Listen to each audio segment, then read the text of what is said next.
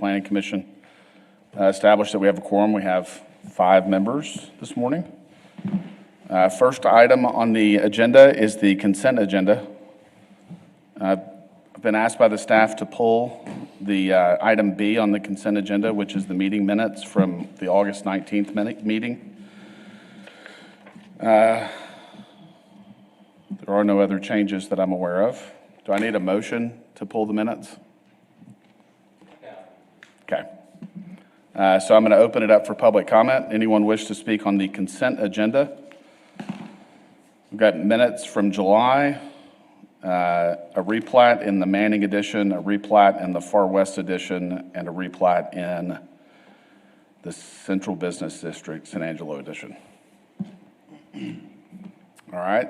I'm going to close public comment and take a motion.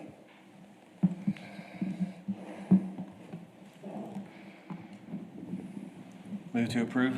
Second. All right, we have a motion and a second to approve the consent agenda, excluding item B, which is the minutes from August. All in favor say aye. Aye. Aye. Opposed? 5-0.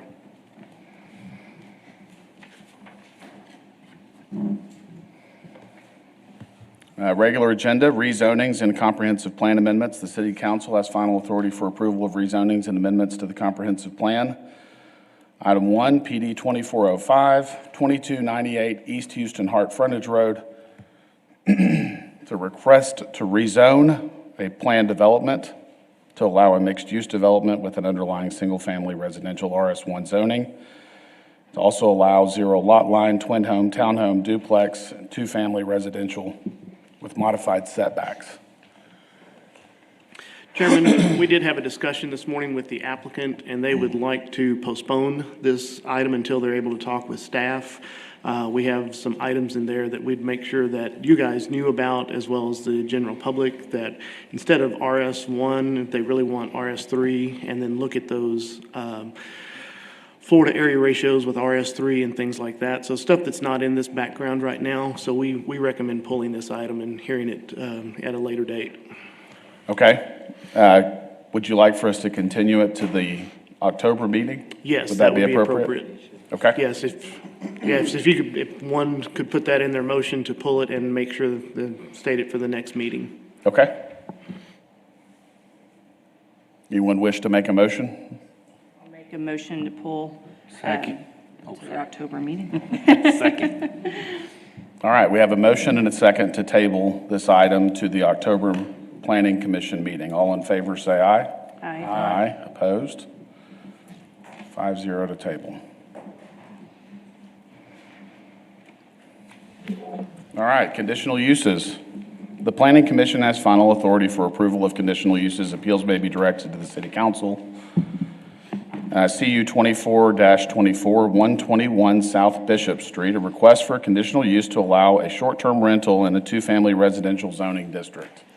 Good morning, Ray Lineberry, planner, and this is a request for a short-term rental at 121 South Bishop. It's in District 5, the Santa Rita neighborhood. It is zoned RS2. They passed their safety inspection, and I will get back to that other comment. So they previously operated, they were approved and operated, and we're not aware that hotel taxes needed, that they were different than what Airbnb took out. So they owe about $7,000 in taxes, back taxes, and they made a $3,000 payment towards that and are working with Brandon on a payment plan on the rest. So safety inspections passed. They are working on their hotel taxes. So I tried to make a little bit of a difference for the denied and expired. The expired are the darker red, and the denied are the regular red. The subject property is up here on this yellow star. So there are 9 currently operating in Santa Rita. We mailed out 18 notices. There were 3 in opposition. Most of them had to do with parking.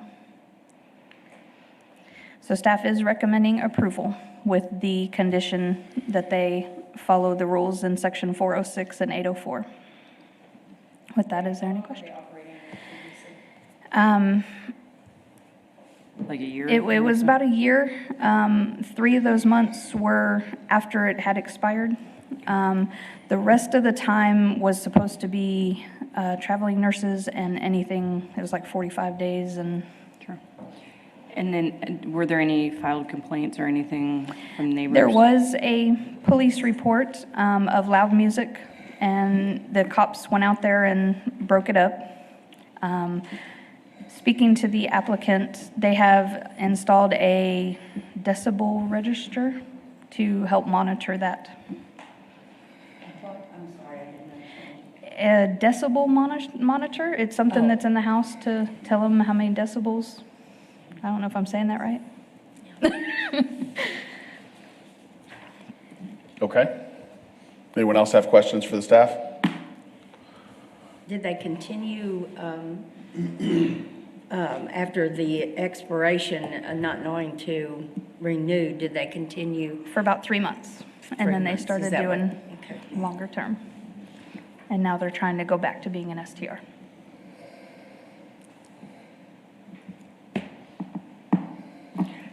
Any other questions? Can you go back to the overhead view? Is there any way to zoom in on that to see kind of what the parking situation is? How about we look at that one? Okay. So it looks like there's a garage. Yes, and that is a rather long driveway. I'm gonna go back and try to, if you notice, the driveway is quite long, so it should fit. And they've got alley access there, it looks like, Yes. as well. Is the...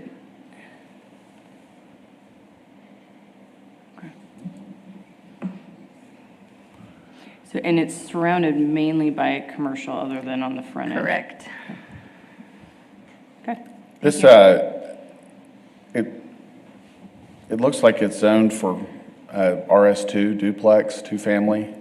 Are the improvements a duplex, or is it a single-family home? It is a single-family home. Okay. Okay. Okay. I'm going to open it up for public comment. Thanks, Ray. Anyone wish to speak on this case, please come forward and state your name and address or single-member district, please.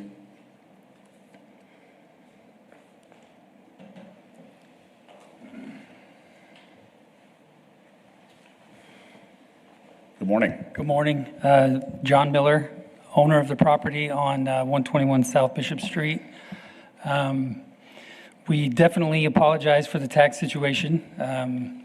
No clue that that was even past due, so we will get that squared away ASAP. I just want everyone to know that we, despite not living here, are definitely invested in the neighborhood and the property. Our partners, Brendan and Jennifer Dennison right here, they do live maybe 4 minutes from the house. They are definitely invested in keeping this neighborhood safe. Property value's high, so we have a minute noise monitor level that hits our phone anytime it goes over like 85 decibels, and then we reach out to the people. You got to keep it down. In fact, one time, I remember when that had gone off and we reached out and somebody's kids were fighting or something, so kids were yelling at each other. So we do have it set at a good level. The driveway is really long. We will do our absolute best to keep people in the driveway. I think you can fit 4 cars in there. There is parking in front of the house as well on that street that's allowed. I know the neighbors have parked in the street as well, so we'll do everything we can to keep the streets clear and the noise down and the property value up. So, any questions? I have a couple of quick questions. There was mention of hotel occupancy taxes owed. You've made a payment? Yeah. Okay. Yeah, we just found, literally maybe a week ago, I learned that this was owed. And they just figured the total, it's about $7,000. We paid 3 of it the other day, and we'll knock it out here in the next month or 2. Perfect. Okay. Thank you, Mr. Miller. Who manages the property? Brendan and Jennifer, right here, they're the ones that, can be there in 5 minutes if we need anything, so. Good morning. Thank y'all for coming. They live super close to the property, so they've been our lifesavers, so. But I work here in San Angelo. I manage the Miracle-Ear, so I'm here fairly regularly for work as well. Okay. So, Great, Anything else? thank you. Yep. Anyone else wish to speak on this case? All right, I'm going to close public comment and take thoughts or a motion. I'll make a motion to approve as presented. Second. Okay, we have a motion and a second to approve as presented. All in favor, say aye. Aye. Aye, opposed? 5-0. All right, next item is CU 2425, 1417 Tyler Street. Request for conditional use to allow short-term rental in the single-family RS1 zoning district. Good morning, Ray Lineberry again, planner.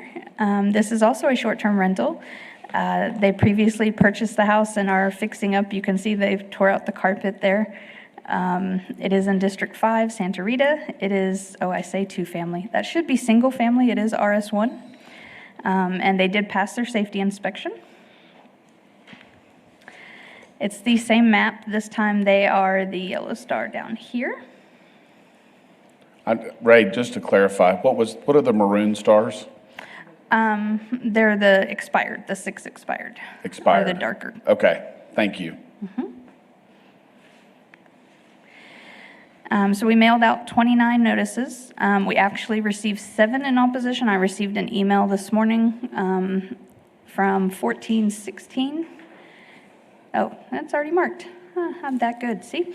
And so actually there is 6. So staff is recommending approval on this one. Like I said, they did pass their safety inspection. It is a brand-new STR. There was nothing, no police reports, anything like that. I do believe a lot of the opposition mentioned having an STR in their neighborhood. I'm going to go back to, let's actually go here. So 1411,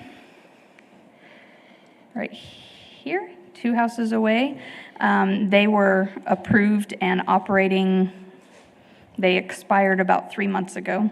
And we've received word from them that they are not an STR, they're not operating.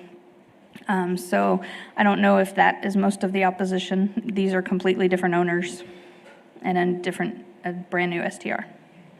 Okay, So the driveway goes That's a driveway, quite a that's far not the back. alley. Correct, it's a driveway. does it go all the way through to, I do not believe That's a Taylor, really so. deep- Tyler? That's a really deep lot. it's kind of a It does odd not. shape. There's a garage and It a is a parking garage. area. Okay, With that, is there any questions? anyone else have questions for the staff? Thank you, Ray. We're going to open it up for public comment. If you wish to speak on this case, please state your name and address or single-member district. Okay, I'm Michael Book, and I have, my address is 2262 Country Club Road. I own the house immediately across the street from the one in question here. Okay, And in general, I'm totally opposed to invading prior areas that are zoned for families. And I think people buy those houses for the purpose of it being for families. Where you have if you have short-term rentals, there's hotels, there's other places to stay rather than in single-family areas. And you don't know your neighbor if the various people are in and out. And I think my neighbors all agree with that. And we already have one, or is there not one already operating across the street? My hearing is really bad. One that was previously operating at 1411 has expired and is no longer a short-term rental. So, Okay. yeah, so they're not operating. Well, that's my basic position, and there are several families just to the south of there that have children, and I think they're entitled to know who their neighbors are. Okay. Thank you. Thank you, sir. Appreciate it.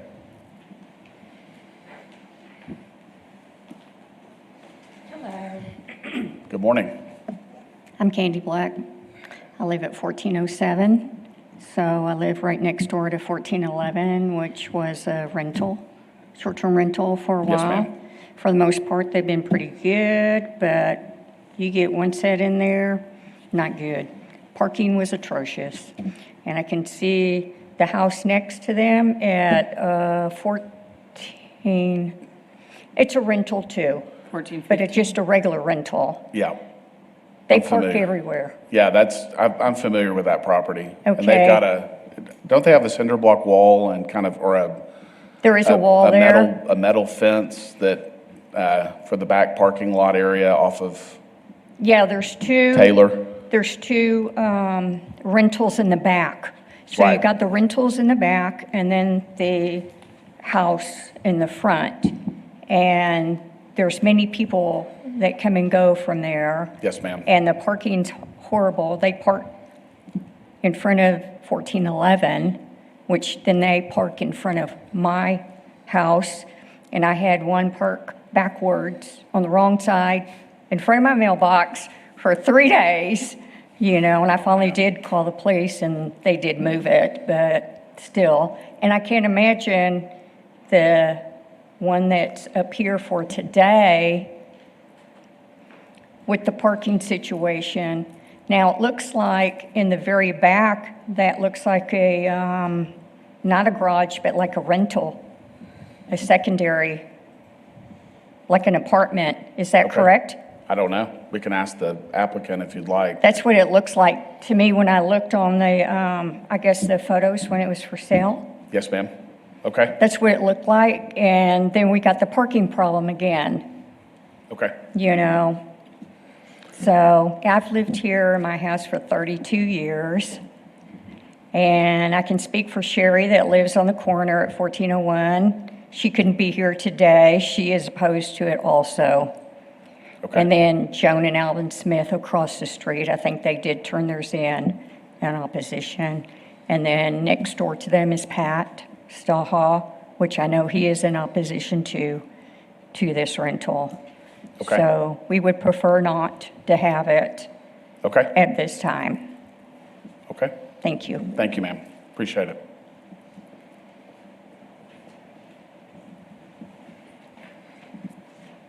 Good Hi, I'm morning. Crispin Sanchez. I live directly across the street. I'm his tenant. Okay, And yeah, one of the main reasons that we moved into the neighborhood was just that we know everybody that lives there. My fiance, her parents live right there at the corner, 1927? 25, thank you. And yeah, that was the main reason, is that we know everybody that lives in the neighborhood, and we would like to keep it that way. And don't want to turn it into a hotel, having multiple people in and out constantly. And also the parking situation is pretty annoying. I've almost hit the cars working outside of the house almost every single day for the past 2 weeks. I would like to not do that anymore. I know that that won't exactly fix it in the term of anybody living there, but with people working there and then people only being there for a couple days at a time. So I would also say I'm very opposed to it. And yeah, that's all I have. Thank you. okay. Thank you.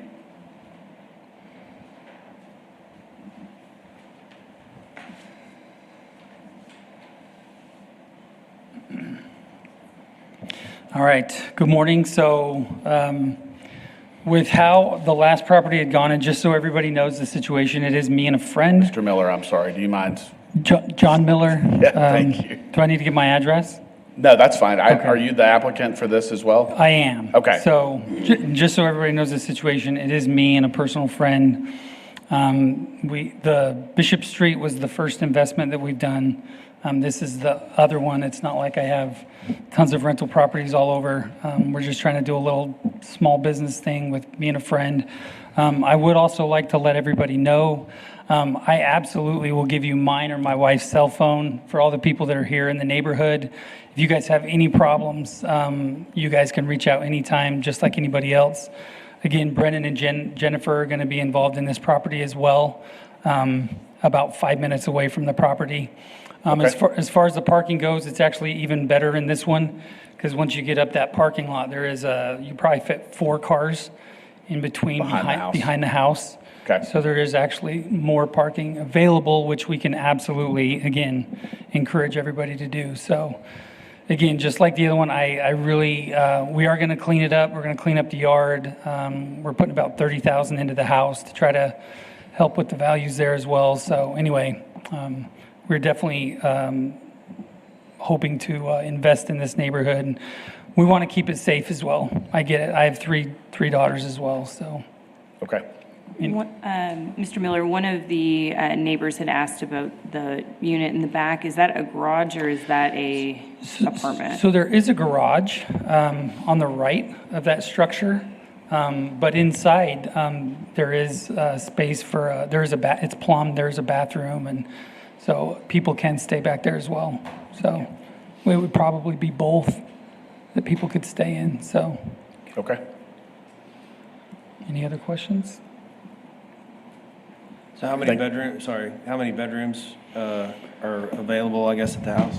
I think that's like a 3-bedroom home. Plus the one in the back? There is and then there is a big dining room on the first floor, and I'm not sure that you can count that other room as a bedroom. If you can, it's 4. So 4 and a dining, so. And is your plan to rent it, the entire property at one time? You're not going to split it up into multiple rentals? We may, but, we definitely are going to offer it as one rental as well, so. Okay. But I think we are going to build it out to where if somebody just needed 1 bedroom or whatever, they could just rent that and not the house. Actually, the zoning does not allow that. Okay. So it will have to be as one property. As one, okay, it's different, okay. You could- There's your answer. Yeah, One you could rental. maybe come in and look at rezoning it if that's the direction you want to go Okay, with it. I just okay. wanted to Okay. get clarification from the staff. Okay, Okay. thank you. Thank you, Mr. Miller. All right, anyone else wish to speak on this case? All right, I'm going to close public comment and take thoughts or emotion. This area is really familiar to me. I live down the street, and I pass by this area frequently. And I understand the neighbors' concerns about short-term rentals in the area. We've had some lengthy discussions about restrictions on short-term rentals that I think have a more significant impact on Santa Rita than any other neighborhood in San Angelo because of the interest that we've seen in short-term rentals in the area. I think that the improvements that are being made to the property are very good for the area. And while I understand the concerns that the neighbors have about the transient nature of the occupants, I think it's wonderful that we have an operator that has a local interest and they're keenly aware of working to address the issues that may come up with the neighbors. And I fully expect that they'll do that. So, does anyone wish to make a motion on this one? I got a question, and I don't want to go down a rabbit hole, and Brandon, you can tell me to shut up if necessary, but I'm just looking at the map, and it's not directly related to this case, but it is obviously an impact on the street. But 1415 with 1415A and B in the back, is that zoned to allow 3 rental units on it? The zoning is not there. This is an RS1 area. What we need to look into, and I've written that down, Yeah. to check into it to see if they are legal non-conforming, if they were there before the zoning took effect for some reason and there hadn't been a change, but we will look into that.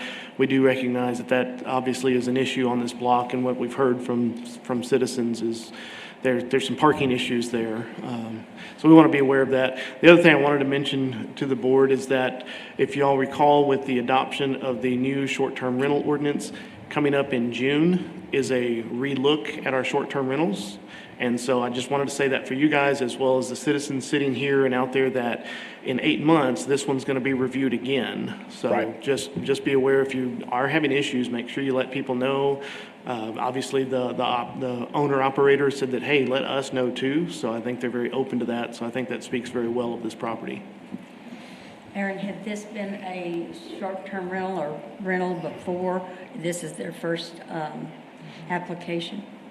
This property has not been a short-term rental before. They've just recently purchased it and are in renovation, and this is their first venture here at this address. Thank you.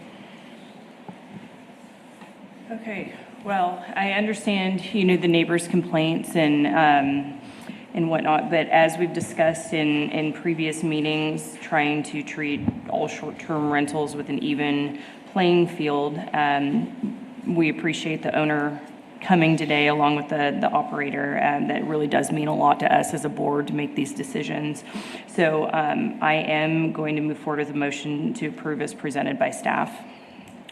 Real quick, I'll make a second, but real quick. Yes, I sir. I agree with you, and there is more control over short-term rental than there is a long-term rental, and that's a plus. If there's a problem, contact the owner. If they don't take care of it, contact the police. That way it gets recorded and it doesn't get redone. But I'll make a second. Okay. Okay. We have a motion and a second to approve. All in favor, say aye. Aye. Opposed? It's 5-0 to approve it. Really quick, just for everyone that came neighbor-wise, I know the applicant mentioned handing out their phone number, but that is, again, posted for the public if there was an issue, correct? The operator information will Yes. be, since they are a short-term rental, that's required by the ordinance. The actual property owners won't necessarily, but if you're not able to go to the operator, obviously contact the city, whether it's the police if it's on the weekend, or contact planning or code enforcement during the week, and we can help with that. Thank you. Okay. Next item is subdivision plats. The planning commission has final authority for approval. Appeals may be directed to the city council. Item 1 is FP 2415, Southland Hills Edition, Section 25, a request to final plat, Southland Hills Edition, Section 25 being 7.05 acres under a PD zoning district located approximately east of Stone Canyon Trail and Forest Hill Drive. Good morning, Ray Lineberry, planner. This is the final plat for Southland Hills, or a final plat for Southland Hills, Section 25. It will create 36 lots. It is 7.05 acres. It is in District 1 in the Bonham neighborhood. It does have a PD that the underlying zoning is RS3, and it is in the vision plan for neighborhood. So I did this slide so you can kind of see, not very well, I guess, but I tried to superimpose the plat so you can kind of get an idea. And then there's the plat.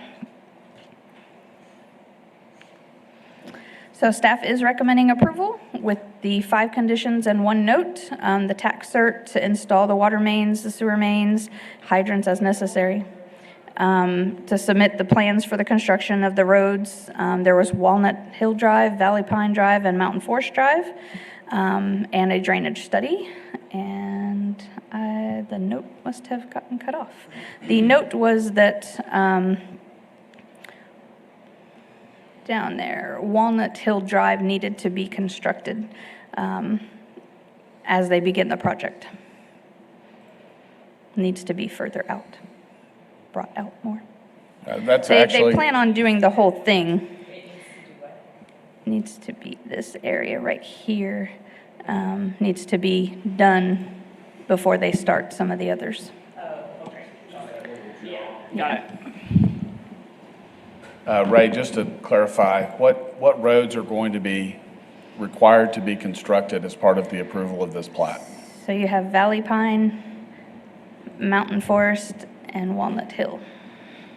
Okay, what about the road that, is it Forest Hill across the top? Forest Hill is already done. They are adding this little portion, this little stub out. Yeah, it's So not, Forest Hill exists across the It's not. northern portion of the plat? it's not paved yet, though.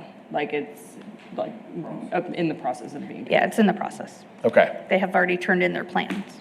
okay. So we'll have Forest Hill, Walnut Hill, and then the roads Yeah, within the, Valley Pine and Mountain Forest. yep, okay. And there is a dedication down here, Tract A is being dedicated. This is a, Is that for a utility easement? Yeah, or- that's where the to get utility behind easement there? is. Okay. down there. Any questions?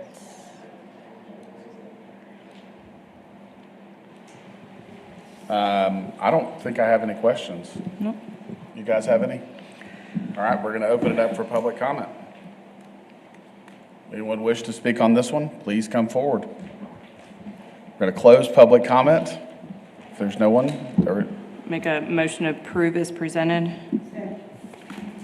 all right, we have a motion and a second to approve as presented. All in favor, say aye. Aye. Aye. Opposed? 5-0. Next item is RP 2420, Lewis O. Woodward subdivision, a request for a replat of 3 tracts in approximately the 5400 block of Grape Creek Road into 2 tracts located at the extraterritorial jurisdiction. A request for 2 variances on paving width for Grape Creek Road and Irvingdale Road. So Ray Lineberry, planner. This is my last one for this morning. This is the Lewis O. Woodward subdivision. It is in the ETJ. It is creating 2 tracts out of 3, 6.865 acres.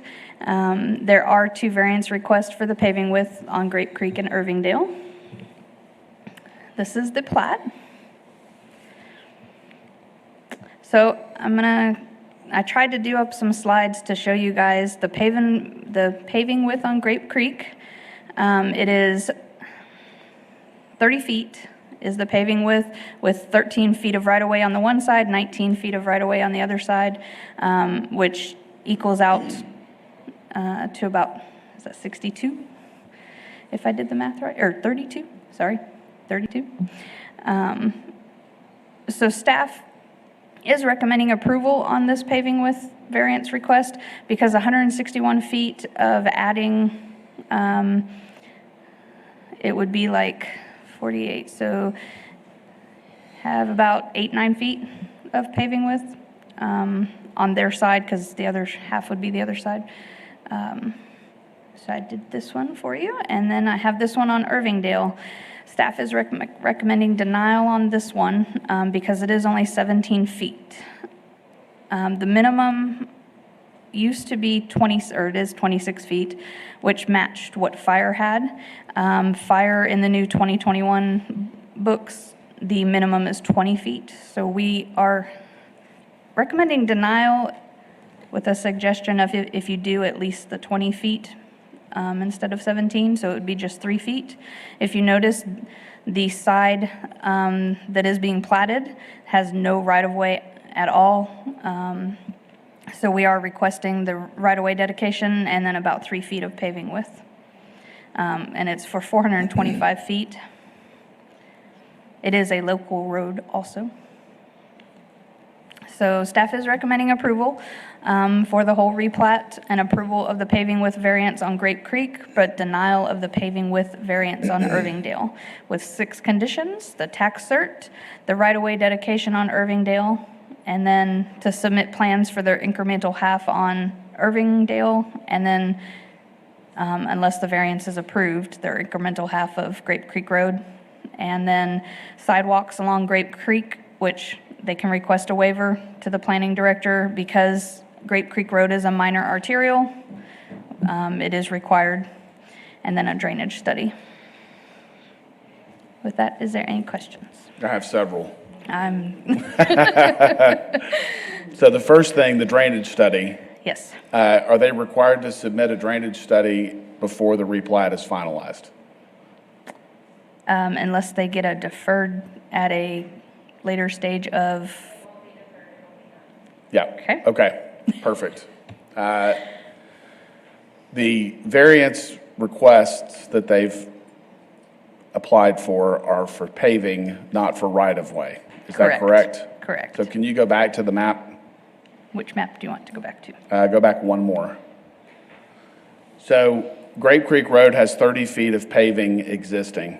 Correct. And the right-of-way, you've indicated they're gonna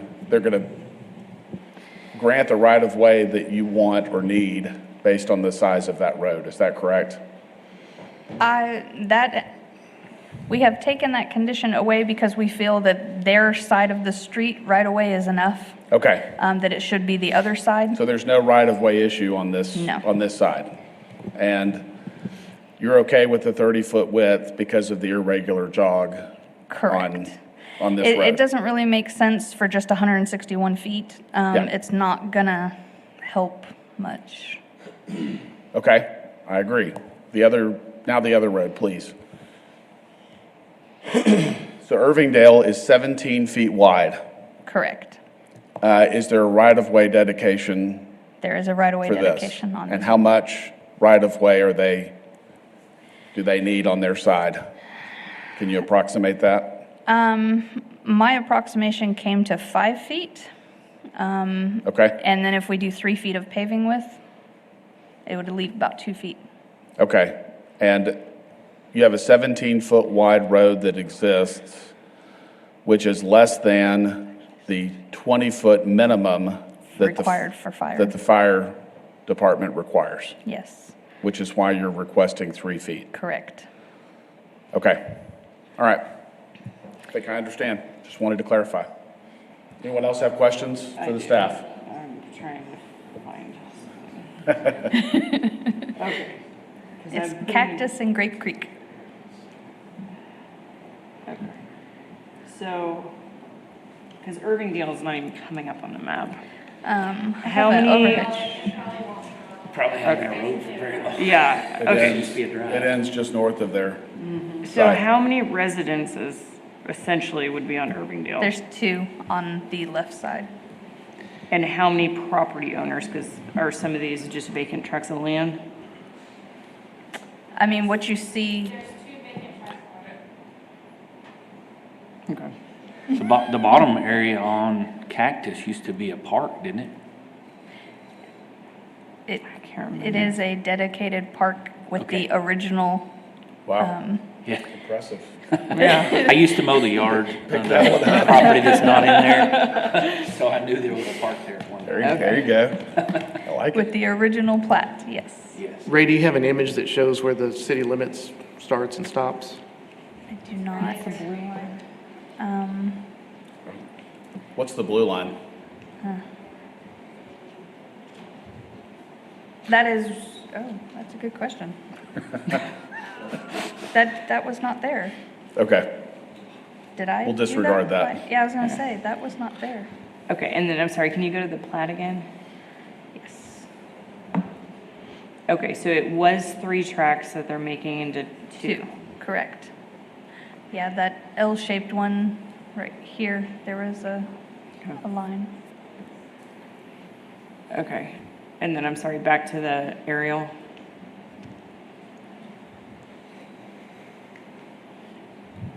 Is Didn't we there a refind City a bunch of the limits stuff is on the is south of just that? I know. right to the right. Baseball. Yeah. Yes. No, I don't think it's baseball field. It's there, but we did replat Yeah, something. or rezone a bunch of the stuff that fronts on Cactus, I think. Didn't Is we? there a minimum on how many acres these tracks can be broken down into? Like, is the track that's touching Irvingdale, can that be broken down into 2 to 5 eventually? Like, what are we looking at? There is not a. There's no restriction. Since it's. The only thing that TJ. would restrict is potentially septic, Septic system and because half it's acre. not in the city, it's in ETJ. And then if they decide to do well water, then it's bigger, but if they have a water utility out there, which I believe they do. RS1, Well, it's outside the city limits, so it's not zoned. so it's not zoned. Okay. It's designated to be neighborhood in the future. I don't Okay. think the city limit stops there at Cactus. On Yeah. Grape Creek side, it still goes up a little bit. So this is an area that could develop in the future. Okay. But I believe half acre lots is probably the small you can go, and I think that one on Irvingdale was it just 3.5 acres or right at 3 acres? Okay. So, but then that just depends on future development. So maybe 6 Yeah. Okay. eventually. Any more questions?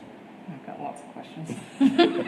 You want to hear all my questions? To be clear, putting it into 2 lots, the front lot would face Grape Creek, and the Yes. back lot would face, Irvingdale. I mean, you're like, okay, that's what I thought. Okay, thank you. Okay. Any other questions? As I say, maybe Erica can explain a few things, and Th- then we'll th- call this you back being up, Ray. This being in the ETJ, I mean, can we enforce this? Yes. Yeah. Okay. Yes, we have the signed agreement with the county to enforce our subdivision ordinance within the ETJ. Okay. I'm going to open it up for public comment. Okay. Hi, Erica Wilde with Wilde Engineering and Surveying. Basically, this is one lot that a couple is putting a house on, and 450 foot by 30 foot of pavement. Doesn't seem like a lot, but it is, and it's costly. It's a lot to put on one lot. It's also in the ETJ, and the county, as we all know, and their maintenance, it's not that well maintained. They've stated they don't have the people to maintain any more roads, and I feel that to put the cost on the owner to build that and then it not be maintained properly, then it's a waste of money. And furthermore, this planning commission and the city has approved a variance on a 16-foot road before. I can't remember the plat. Ratliff Road. They approved a variance for Ratliff Road, and it was 16 foot wide. Okay. So with that, do y'all have any questions? Absolutely. I figured you did. Yeah. I want to talk about Ratliff Road. What did we approve? You approved a variance on a pavement width of a 16-foot road. It's about 4 months ago. Where was it? Right on the curve. Right coming around the curve. Without a map. Yeah. Question. I was going to say, I'm not sure we want to go down the Ratliff Rabbit Road hole. rabbit trail because we don't have any images. We can research that. I mean, that's something y'all can decide. If y'all want more information on that, you can direct staff. Can I ask a quick question on this real quick? Yes, sir. Will our fire department respond to out there, since that's outside city limits? Well, the city of San Angelo, unless they have an agreement, I'm not aware of it, but they will have a rural fire department that would. Okay. They have brush trucks. Their guidelines They don't are really- more strict than the city guidelines because the state has adopted the 2023 IFC. And so, but they're really the same 20-foot guidelines.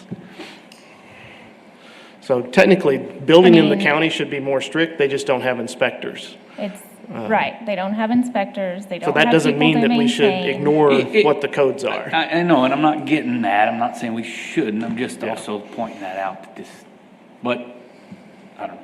Okay, and so Erica, they're building on this backtrack. Yes, one house. Do we have just out of curiosity, rough vicinity of where this house is going to fall? Oh, we don't know. Okay. And would be willing to dedicate the right-of-way Right. necessary. You know, it's a dead-end road, doesn't really have a turnaround. It's basically used as a private road for Right. not The very residents, many. Right. Is people. Irvingdale, Ray, is that ever going to come through on a master thoroughfare or anything, or right now it just ends where it is? Okay. Any other questions? I just ask that you please approve with the variances approved as well. Thank you. Thank you, Erica. Anyone else wish to speak on this one? So if the variances are approved, conditions 3 and 4 will go away. Okay. There is the option to defer infrastructure to a later date. And if the concern is that property may split up in the future, you could defer the construction of that road until that date. It goes with the plat, and then it's sold with the land. If the land is ever broken up and split off, that's an option. It just depends on where you think this road needs to be. And to answer Brittany's question, no, it's not on the master thoroughfare, but that's because it only does minor collectors and up. This being a local road, there's a very good chance if the property to the north was to split in some way, this would connect back to Grape Creek potentially, but that's just looking in the crystal ball and into the future. I'm going to close public comment if I haven't already. The Irvingdale is, to me, the issue that I'm having a hard time wrapping my brain around. And 17 feet being under the 20-foot minimum for fire code reasons is concerning. I'm sitting up here, I don't remember the Ratliff Road variance that we granted.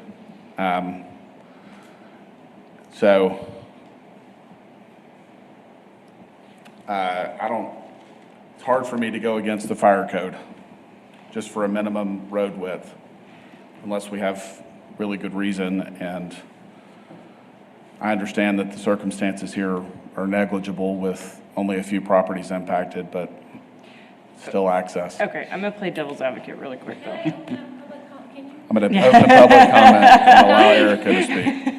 Yes. Would the city be willing, our question would be, would the city be willing for us to dedicate the right-of-way and put down base? I know we've done that before on some of the subdivisions, and that would help with future. cost, if that's an option. What kind of road is this? Is it It's a chip asphalt? seal. Is it chat? Is it I don't know the original construction, but it looks more chip seal Chip seal? than heavy asphalt. It's probably probably a 2-course. Would you agree, Erica? Yes. Yeah. And what if it was chip seal? Still insanely expensive. Still pretty expensive, but it is what it is, and, I understand your concern yeah. about I the just, burden I would hate for on, these people to, I I think about my clients, and understand. I consider each project my own, and it's unfortunate that, I think we're kind of getting into maybe some design guideline questions, maybe outside of the subdivision ordinance. I'm not 100% sure. I would lean on our city engineer representative that's here to answer if that's a design guideline requirement as far as how the road's designed. Yes. As opposed to what is the paving width. Right. Okay, and I'm not, this is my devil's advocate, and I'm not saying that this is what the applicant's going to do, but if that backtrack that's touching Irvingdale, let's say it was a flag lot, how does that change anything on the fire code? I mean, they'd be coming down through the front, down a Caliche Road to that home in order to put out a fire. I mean, that's what I'm having a hard time with. I mean, it's an unbelievable expense for a property owner that there's 3 homes on one street to put in that much of a road, if that makes sense. yes, that does. Like, can we put the plat back up? I'm sorry. Thanks, Erica. I'm going to close public comment. So the county has some 911 addressing requirements, so the narrowest it could be is 50 foot. But I still Right. get your point of it being 50 foot. Right. At the same time, our role here is to look at future infrastructure and try to help correct some of the decisions from the past so that we can move forward in the future. And While we I'm underst- just trying, I mean, again, like, I'm looking at it going, if there was a home on the back track and it was, let's just say, a flag lot, like, truly, how different is that? While this is not a a popular stance from a city staff, and we understand that, but city staff does not take into account what do things cost. Sure. That's not our role No, to do. understood, understood. While we recognize that that is a cost, at the same time, this may be the time to, again, sounds like they're ready to dedicate the right-of-way. Is it something that we say, okay, do we live without the paving for a while until maybe it subdivides again in the area? But again, that pushes that cost down the road, which Right. is going to continue to grow. We know Sure. that. Sure.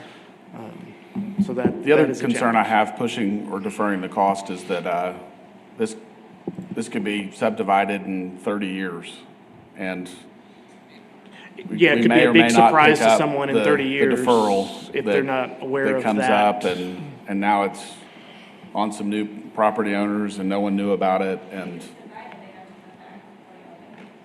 Right. Correct. The other option with a deferral is defer it for a specific time frame. So if you deferred it, say, for a decade, if no development happens in a decade, does that mean, and then the next time, just as Erica Carter or Erica Wilde mentioned, if they subdivide it again, it does have to come currently in front of this board. So there is an option to defer it for a time frame. It's not the best because record keeping can be challenging on that, Yeah. but Okay, so our options right now are, as you mentioned, potentially doing, wait, who mentioned that? Was that Erica or was that you, Aaron, on a caliche base? Was that I Erica? think that was Erica. Okay. Okay, so that would be subject to approval from design? county? Right, I think The y'all planning just, commission shouldn't be like approving materials or No, anything like right. that. Yeah. y'all are just looking at the distance where we're asking for 3 additional feet of paving in this case. So is there a benefit to the 3 additional feet of paving today or tomorrow or not at all?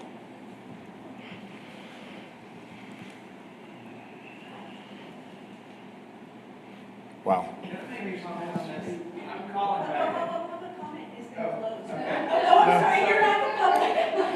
I'm gonna open public comment. Please come on up. I'm Colin Baggett with Engineering Services. Yes, sir. I reviewed this plat. Irvingdale being 17 feet, part of the comment on it was that they park along the side of the road and it's tearing up the edge of the asphalt, so that actually limits the width for fire access. Yeah. And per the ordinance. There's a car parked on that aerial right there. Right. And per the ordinance, our minimum is 26, but 20 is the fire requirements. And as far as the building standards, it would need to be built to city standards with 2 inches of asphalt and compacted base. And then there is a house sitting on that property. I believe it's a manufactured home that is probably what's being constructed. Okay. I don't know if y'all have any other technical questions. No, I that's can try helpful. to answer them now, but Thank you. Appreciate it. All right, I'm gonna close public comment again.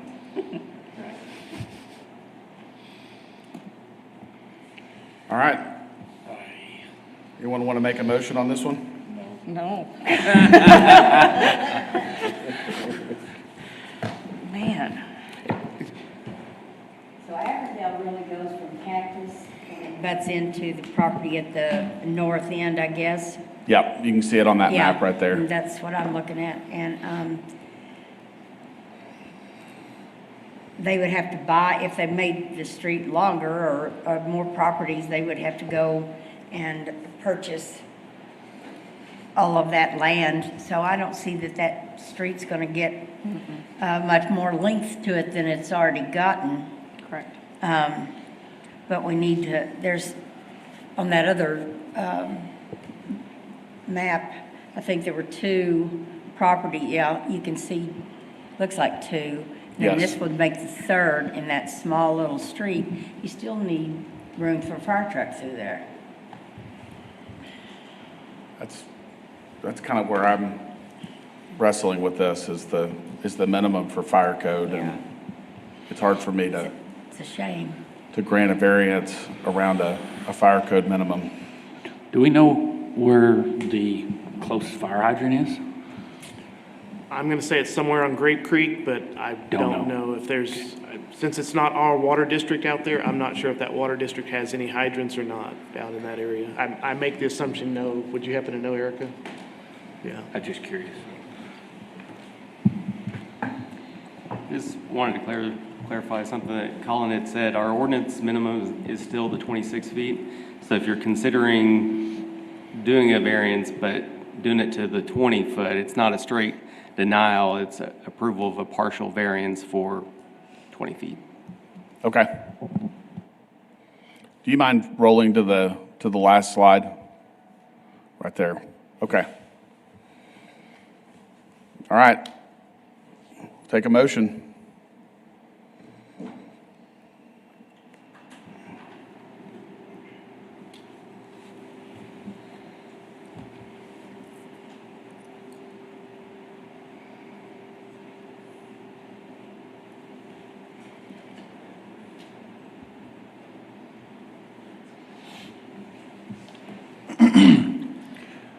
Ray, can you explain number 4 again on the incremental half of Grape Creek?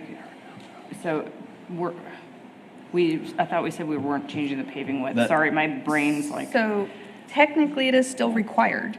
They have requested a variance, and staff is approving, or is recommending approval. So 3 and 4 will be removed if both variances are approved. So technically, it is still a requirement. Okay. So in your motion, you would either grant or deny a variance on Grape Creek Road and grant or deny a variance on Irvingdale. Correct. And if you choose to say that the 3 foot of paving, that would be a partial variance, grant a partial variance, Right. Irvingdale. to make it a little more complicated. On Irvingdale. Yes, On ma'am. Irvingdale. I'll make the motion Okay. begrudgingly. So I'll move to approve with a partial variance on Irvingdale, with requiring up to the minimum current fire code paving width, 20 feet. which is 20 feet, is my understanding. And granting the variance requested on Grape Creek Road. Okay. We have a motion. Do we have a second? I'll second it. Okay. So we have a motion and a second to approve granting a full variance for the road width on Grape Creek Road and a partial variance to 20 feet of pavement width on Irvingdale. All in favor, say aye. Aye. Aye. And opposed? So 5-0.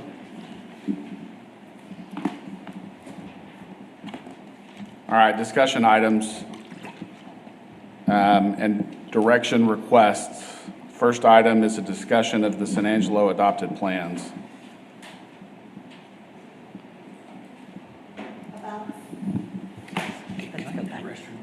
About, I'm sorry.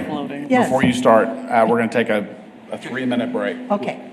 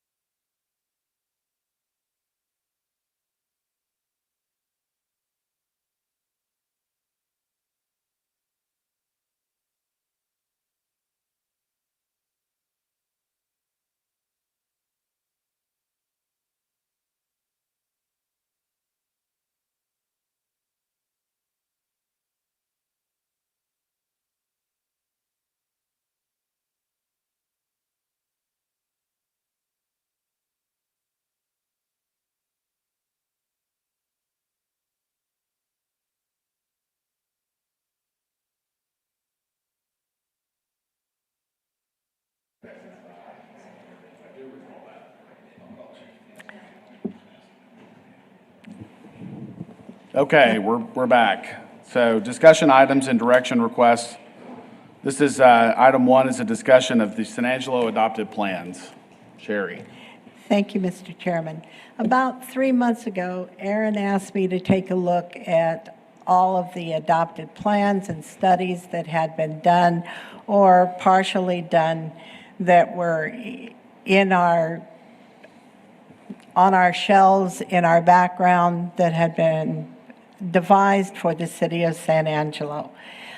There were 33 by my count, but once I delved into them, there were actually a much smaller number that were adopted plans and that were actually what I would consider full plans. In many cases, for instance, there was a plan that studied the racial division within the city.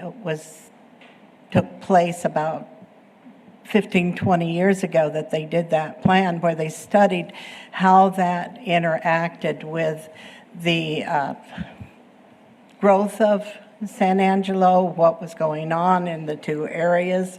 And it's a very informative plan, but it was not one that was what I would consider built on planning principles once you got into it. There were a couple of others that had that same background. So the ones that I really picked to talk about were those that have a planning base, that were really what spurred the development or should spur the development within the city of San Angelo. The RUDAT was probably the first real professionally done study. It was done and adopted in 1992. It was by the American Institute of Architects and Design. It was a committee that went around the country at the request of cities to actually take a look at those cities that did not have an existing comprehensive plan or were thinking about doing a comprehensive plan. And they worked over a short period of time, looked at everything that had been done in the city, and then came in and met with a group of local people that were very much involved. And there were at one point about 70 people that were involved in this, both political and business people in the area. And some of you may have even looked at this or heard about it. It was the Regional Urban Design Assistance Team that came here, and they set the basis, the state for San Angelo's comprehensive plan. They said really what needed to be included in that plan, what needed to be looked at, because during the discussion, what came out was everyone felt like it was time for the city of San Angelo to do a comprehensive plan, that they had been experiencing growth. The downtown area was changing dramatically, and they were wanting to recapture part of the downtown area. And so they were really concerned that if we didn't have something that guided the development in the city, it would just get away from us. And we wouldn't be able to do the things that modern cities were doing, particularly across the state of Texas, and we wouldn't have a handle on development. The conclusions that came out of this study were that pedestrian facilities are needed everywhere in the city, that parking is a problem in the city of San Angelo, that there are two San Angelos and they don't seem to intermix. There is a need for creativity within the city, and they recommended the Concho Street Arts and Entertainment District. They also introduced the concept of residential and mixed uses as part of the housing that was needed to be developed within the city of San Angelo. They talked about restoration and reuse of the 4 architectural icons within the city: Fort Concho, the Cactus Theater, the Texas Theater, and the Department Warehouse area. And as you're well aware, that has come to be that has been developed, and it's part of what we're very proud of in the city. They focused on a commitment to landscape areas, including corner city parks, made that recommendation as part of their study. They recommended that the River Corridor development from the River Corridor Master Redevelopment Plan be adopted by the city, and that has been adopted by the city and was adopted back in 2003 to 2006, the final adoption. They also gave design guidelines and historic inventory for the Historic Preservation Handbook that came out and has since been enhanced. It was really a very comprehensive study without being a comprehensive plan. Out of that suggestion came the emphasis behind doing the comprehensive plan for the city of San Angelo. That was adopted in 2003.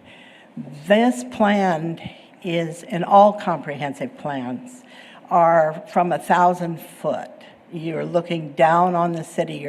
You're not looking down at each individual lot, but you're looking at land use and infrastructure and changes in the development of the area on a large scale. And so whenever you look at a comprehensive plan, you'll see that the items in it are recommendations and guidance for the Planning Commission and the City Council when they look at rezonings in particular or any kind of development, large development or small development. When you come into a city or change a city, there was a community vision that was part of the comprehensive plan that is still the guiding vision for the city. The comprehensive plan, once it was adopted, really became the base. And for those of you that have been on the Planning Commission for a while, you can remember when we used to put into the staff reports some discussion about what the comprehensive plan stated in relationship to whatever item was before you within that staff report. And we've gotten away from it recently, and I'm hoping that we're going to get back to that, because I think that gives you a real solid base for viewing what the vision of the city and what the growth of the city and the recommendations, adopted recommendations that are in there. The comprehensive plan talked about demographics, the growth of the city, the age of those people within the city. We have a fairly well-balanced city. It's not an overly young city. It's not an older city. It has a real strong balance.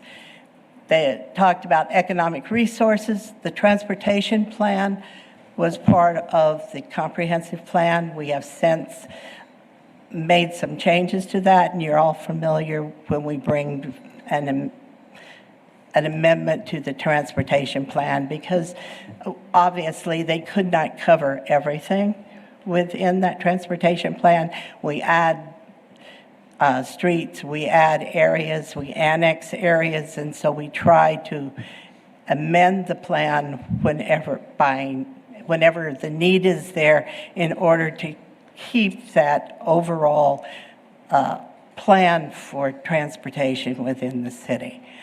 Land use was probably the biggest section of the comprehensive plan. It was about, I'd say, a quarter of it to maybe a third of the volume of the plan.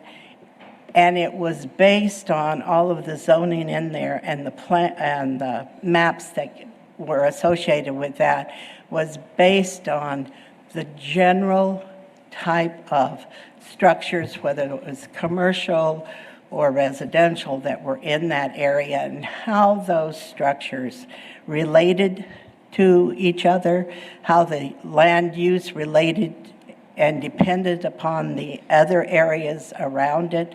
So when you're looking at Residential, should be looking also for what is the nearest commercial that's going to serve that residential area.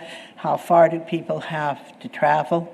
Within the comprehensive plans, there are some general guidelines that talks about how the different kinds of commercial that need to be available for large recreation or residential areas and how close those should be. So major commercial should be within a mile, mile and a half, but service commercials smaller within a mile, so that people don't have to travel a long distance to get the needs that they have at their home on a daily basis. Parks and Recreation, their master plan was part of our original comprehensive plan. They have since done 2 other master plans, recently just adopted one. And when they do, within that verbiage where it's adopted, it refers back to the city comprehensive plan. So by their adopting it, we also include it within the city's comprehensive plan.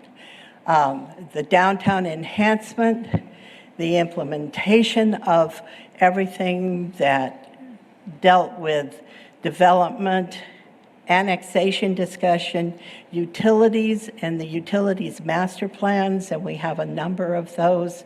The city does pretty well on looking at development and creation of master plans for utilities. They are thinking ahead quite often, and community facilities.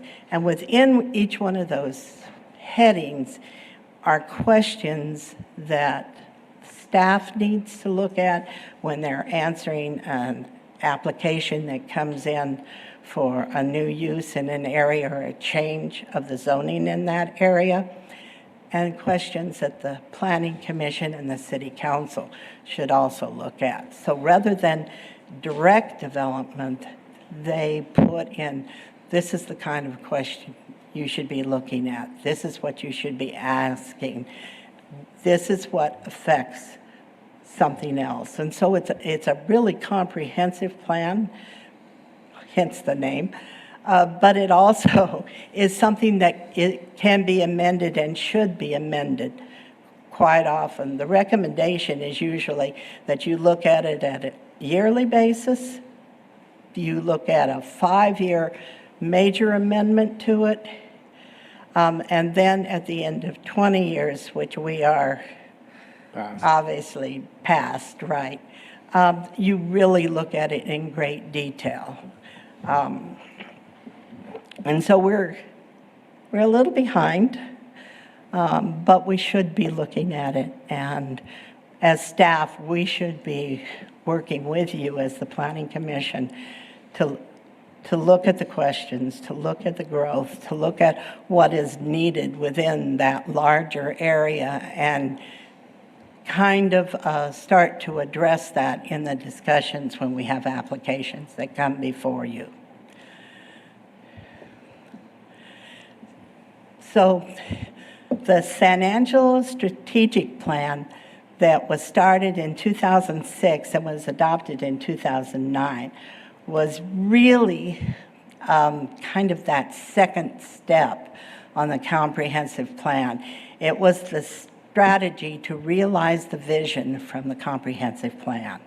And within that strategic plan are a lot of good, it's a meaty document. There are a lot of good recommendations, things that you should be looking for and asking.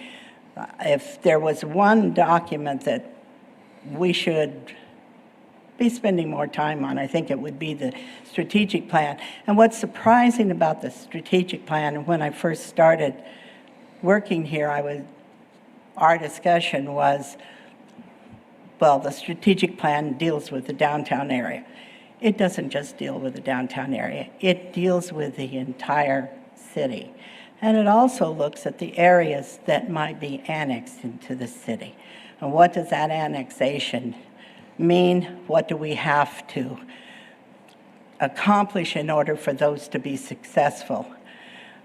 The biggest thing that I think the strategic plan brought to light was development.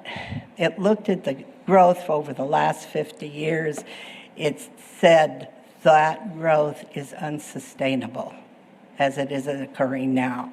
That development is occurring on the fringe. It's forcing the extension of utilities. This causes uses which lack a sense of place or uniqueness. But more than anything else, when you keep growing and annexing out and putting utilities out on the fringe, you really overstretch your capability, your costs, and it ends up affecting the growth of cities and really the viability. So cities, sometime as they start to age and really start to grow, kind of back off from that and take a closer look at where do they want to grow? Why are they not doing infill growth instead of adding more development out on the fringes or extending it out to an area that has no service at all? And so the ending portion in the strategic plan says that great places nurture their history and reinvest in their core. And that was the guiding emphasis within the strategic plan, was a suggestion that we look at the history and that we reinvest in our core and what makes San Angelo special, different than other places. And the river area and the development along the river area was one of those that really stood out. The comprehensive plan and the strategic plan actually went beyond the city limits, as you can see.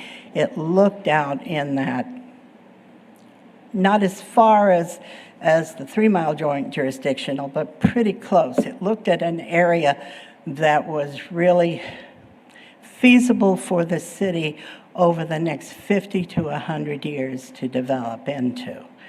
And the suggestion from the comprehensive plan and the guidance was that we need to be looking at what's existing and how would we expand out to that area. And staff probably doesn't do a good enough job of bringing that information to you. You want to jump in and stop me? Okay. So San Angelo also has done or paid for a housing study that was done in 2019. What that housing study emphasized was that we had a missing middle housing type, and that's where the emphasis needs to be. What it also said, as you go through it, is that there needs to be more of a mixed-use space or more of a different type of housing, not just single-family.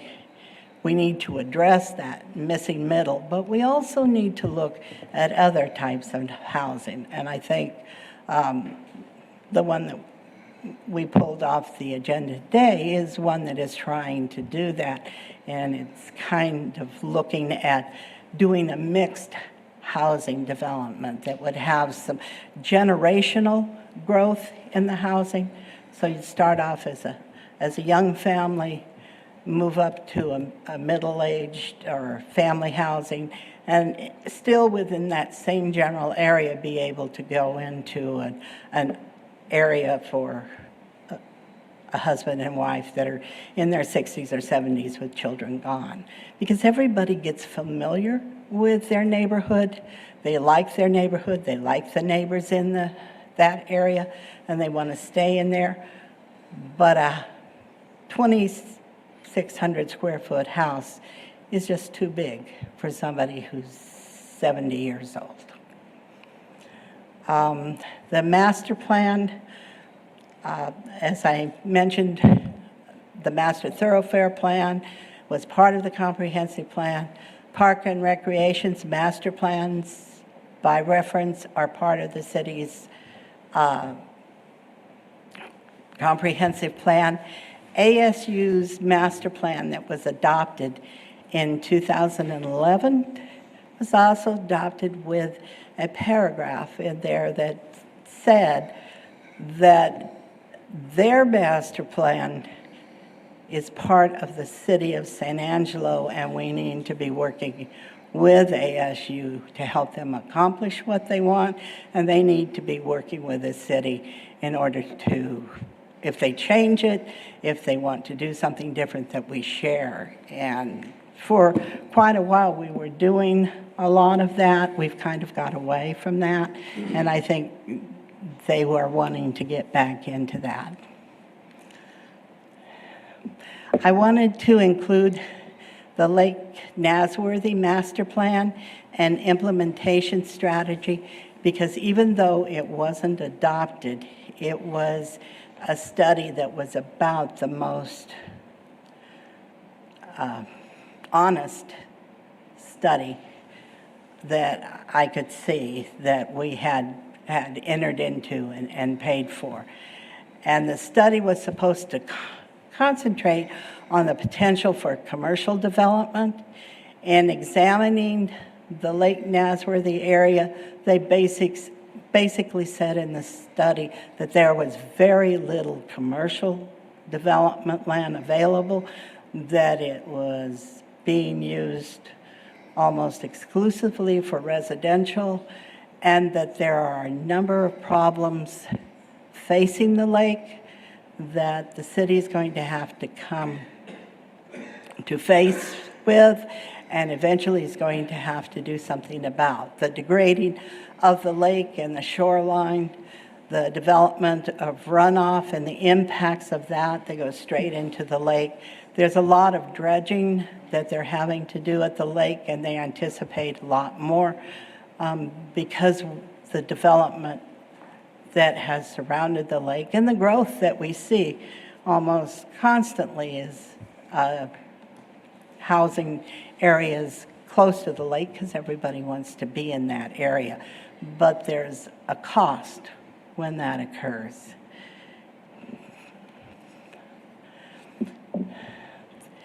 Basically, the last maybe 10 pages of that study said continued growth, stormwater incursion, and the condition of the shoreline are areas of concern that is really important, and we need as a city to be looking at that and doing something about that. And I think operations is trying to do that, but I think we, as we look at development in the area, need to be looking at that also, and staff needs to be bringing that forward.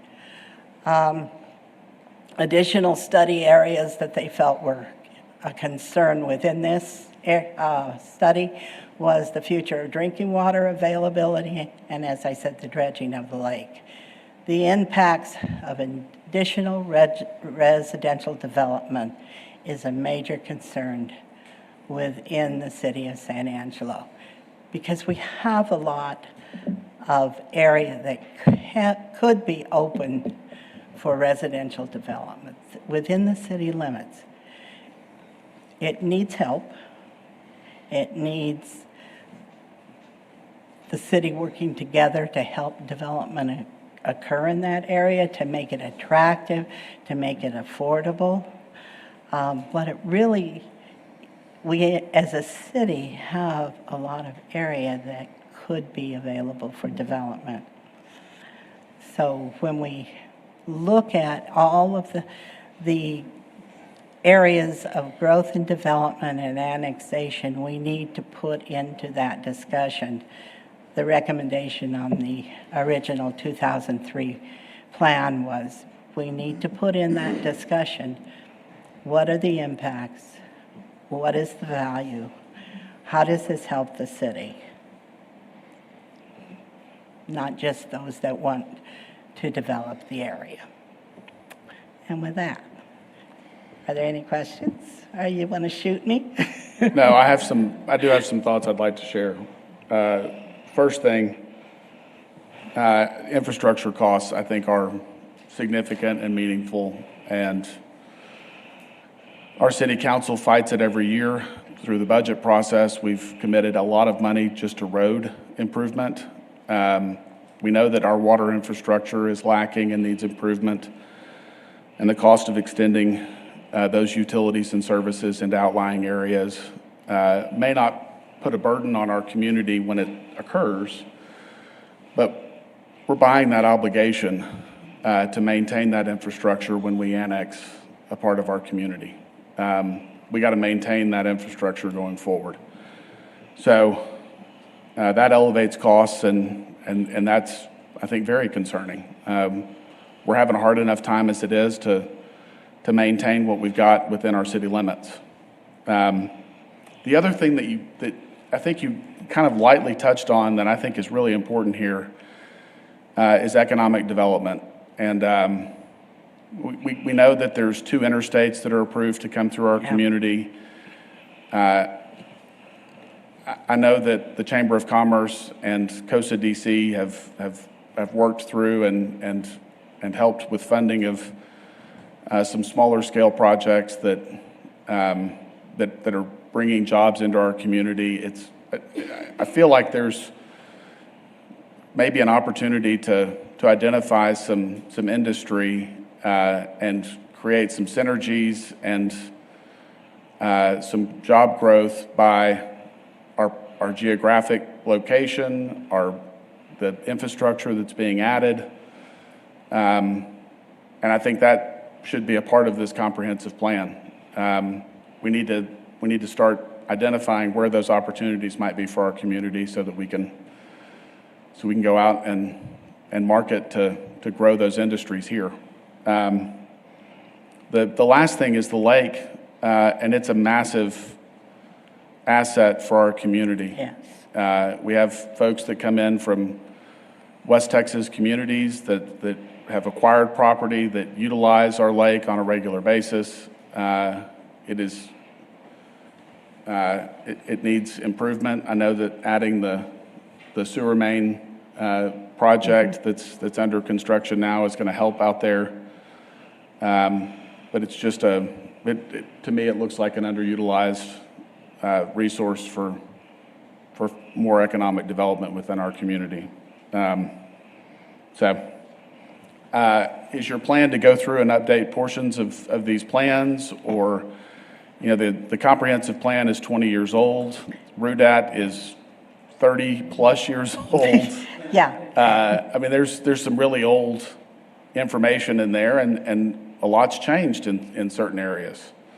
Yeah, I think, and Aaron can talk to this, that has been something that we've been starting to work on. We know that it needs to happen.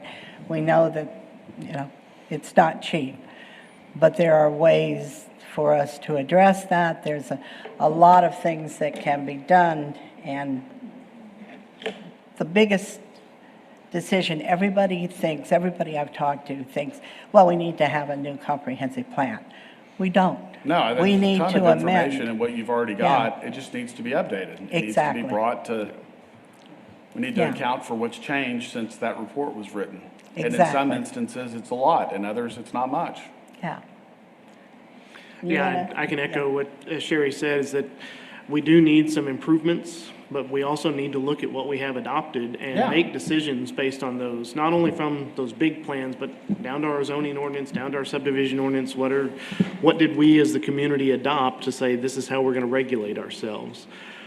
We do have a team that is working on a grant application for a comprehensive plan update in some areas. It has to do mostly with hazard mitigation, which is very important to our community, but it will also spread out a little bit and talk about a few other areas. And so we have a team that's working on that. We'll probably have a city council item within the next month that will go forward to give them an update, ask for a letter of support from them, as well as just kind of looking at what does that look like in 3 years. If we get some comprehensive plan updates and it says you should look at your zoning ordinance, or you should look at your subdivision ordinance. What is our plan as a city to say, okay, we need to get folks together to start looking at those items to improve it, to do what's working in our community today, And a lot of that goes back to our fiscal stewardship of the types of developments that we say that we're encouraging. Are they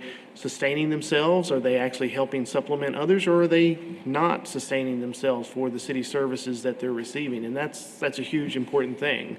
And planners are right in the middle of that. And so our staff, as they're growing and learning, are going to start looking at, well, what is the potential of this development? How much is it going to help this part of it or this neighborhood, wherever it is, to continue to grow and sustain itself? Or is other parts of town working with economic development, hey, we need to make sure that they're taking care of this part of town as far as infrastructure and needs for that. So there's a lot to think about there. To me, it's a bright future that we get to look at these things and start doing that now.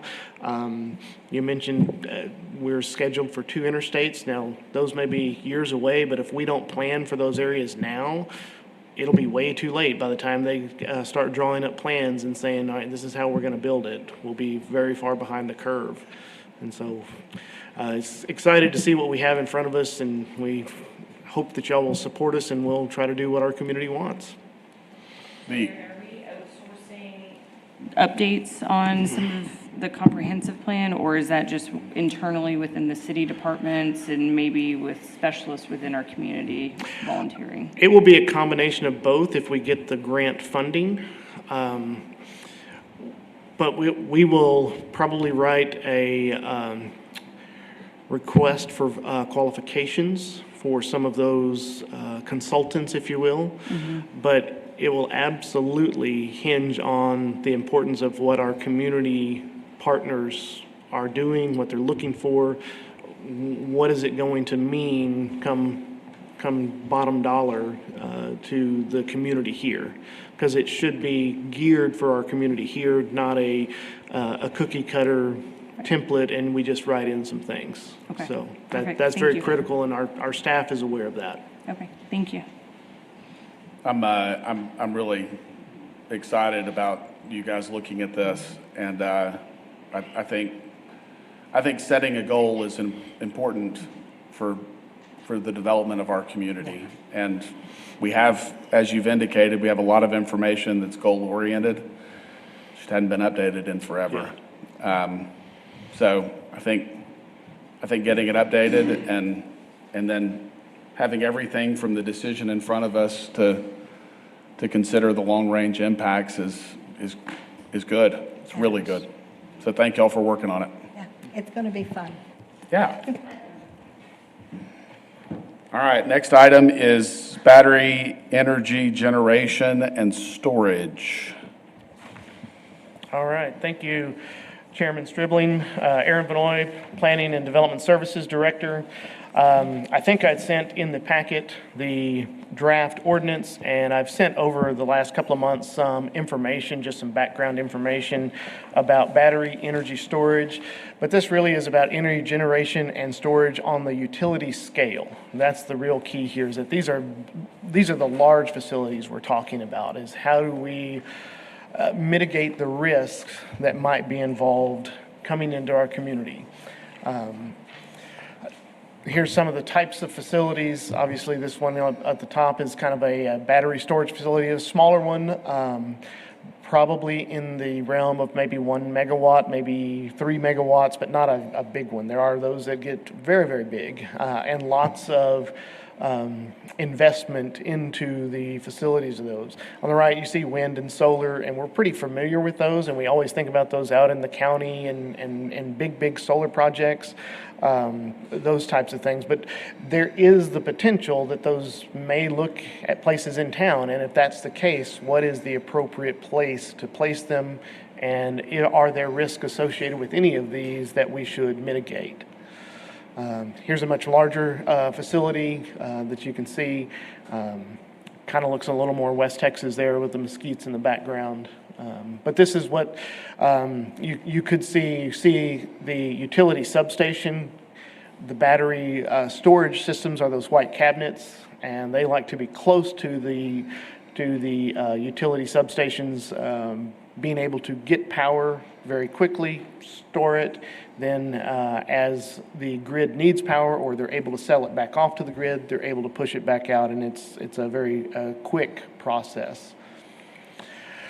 So some more wind. So our purpose statement, looking at this over the summer, is all right, what are we doing for our two biggest resources from our standpoint from planning? And those two resources are humans and, again, in our part of the world, water, whether that's surface water or groundwater.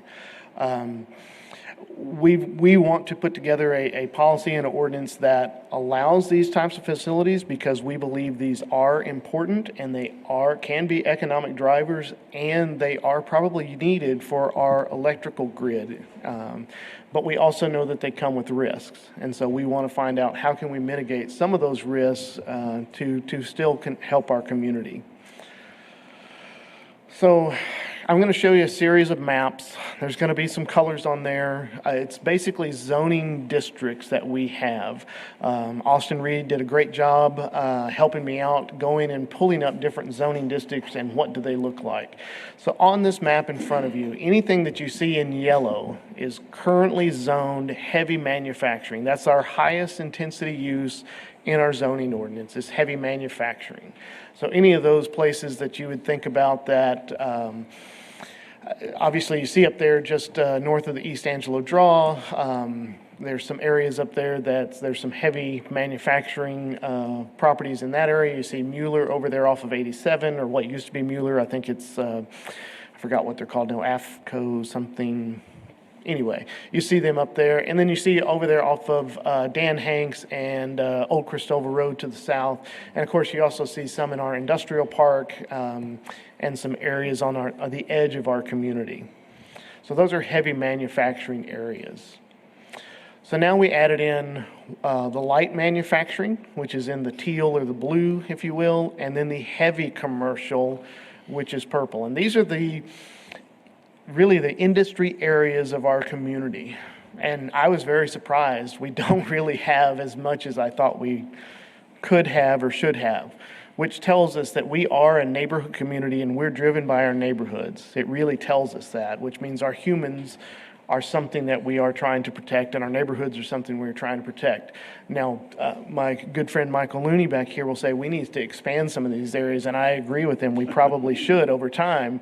We just need to find the right places in our community to say we need industry here, because industry is a huge driver for our community. But you can see where these areas are, and then when you start seeing those streets that start getting tighter or closer together, you get into your RS1, your RS2, maybe your RS3. You can see Butler Farms. Let me see if I do this correctly. This area right here is an R&E, and so those streets are not as tight, bigger lots, things like that. But you can see that these areas, all of them come close to different areas of the river, tributaries of the river. I know the East Angelo Draw does not flow all the time, but when it rains very heavy out on that area, it's going to flow. These areas that are right along Knickerbocker that follow kind of the railroad up through the middle of town, and then right here along Houston Hart in this area, right north of what we would call our traditional downtown area. So those are the three main districts there. Then you add in, bam, look at the RS 1, 2, 3, RM1, RM2, and RNE. There's lots of areas out there. So that only leaves out CG, CH, and PDs. So our general commercial, our retail stores, those types of things. You can see our central business district with downtown just north of the Concho River there. But if you look at where we're thinking about energy generation and energy storage, you could be very limited. But then, is that because we're trying to protect areas? And those are decisions that we're going to have to make. Now we add in CGCH, which really I think is just CH, to be honest with you, because it doesn't really differentiate. And now you start seeing along those corridors, along Chadburn, along Bryant, along Loop 306, along Knickerbocker, along Sherwood Way, Arden Road, those areas. So what are the potential risks? So thinking about all those zoning districts, the potential risks, I mean, energy generation, you're dealing, if you're storing it, particularly the storage of it, is dealing with some kind of chemical base. You're storing that chemically, and where you're going to bring it out of chemically. How you get it, whether you get it solar, wind, or off the grid already, is really just those high power things that are high voltage things that can be risk mitigated by maybe separation distance.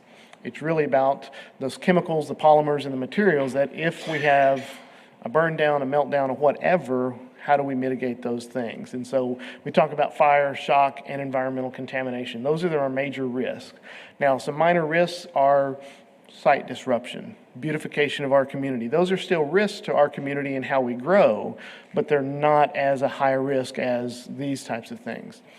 So zoning is a tool. That is a tool for us as a community. When used responsibly, it allows the legislatures like you guys and our city council to minimize higher risk industry affecting us negatively. Just minimize. It's not saying reduce, eliminate, completely get rid of. It's just to minimize. These tools are to minimize the risk to humans and the natural resources and their environments. So that's the basis of the idea that we had.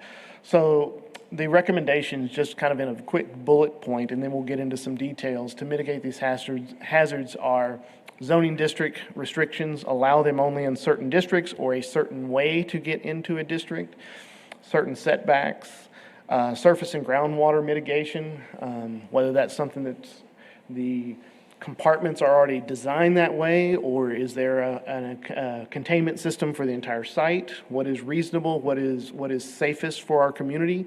Screening for site and possible noise, which most of these companies that want to put these types of facility in, even with the solar in, they're looking at some kind of screening within inside of city limits to do some kind of screening.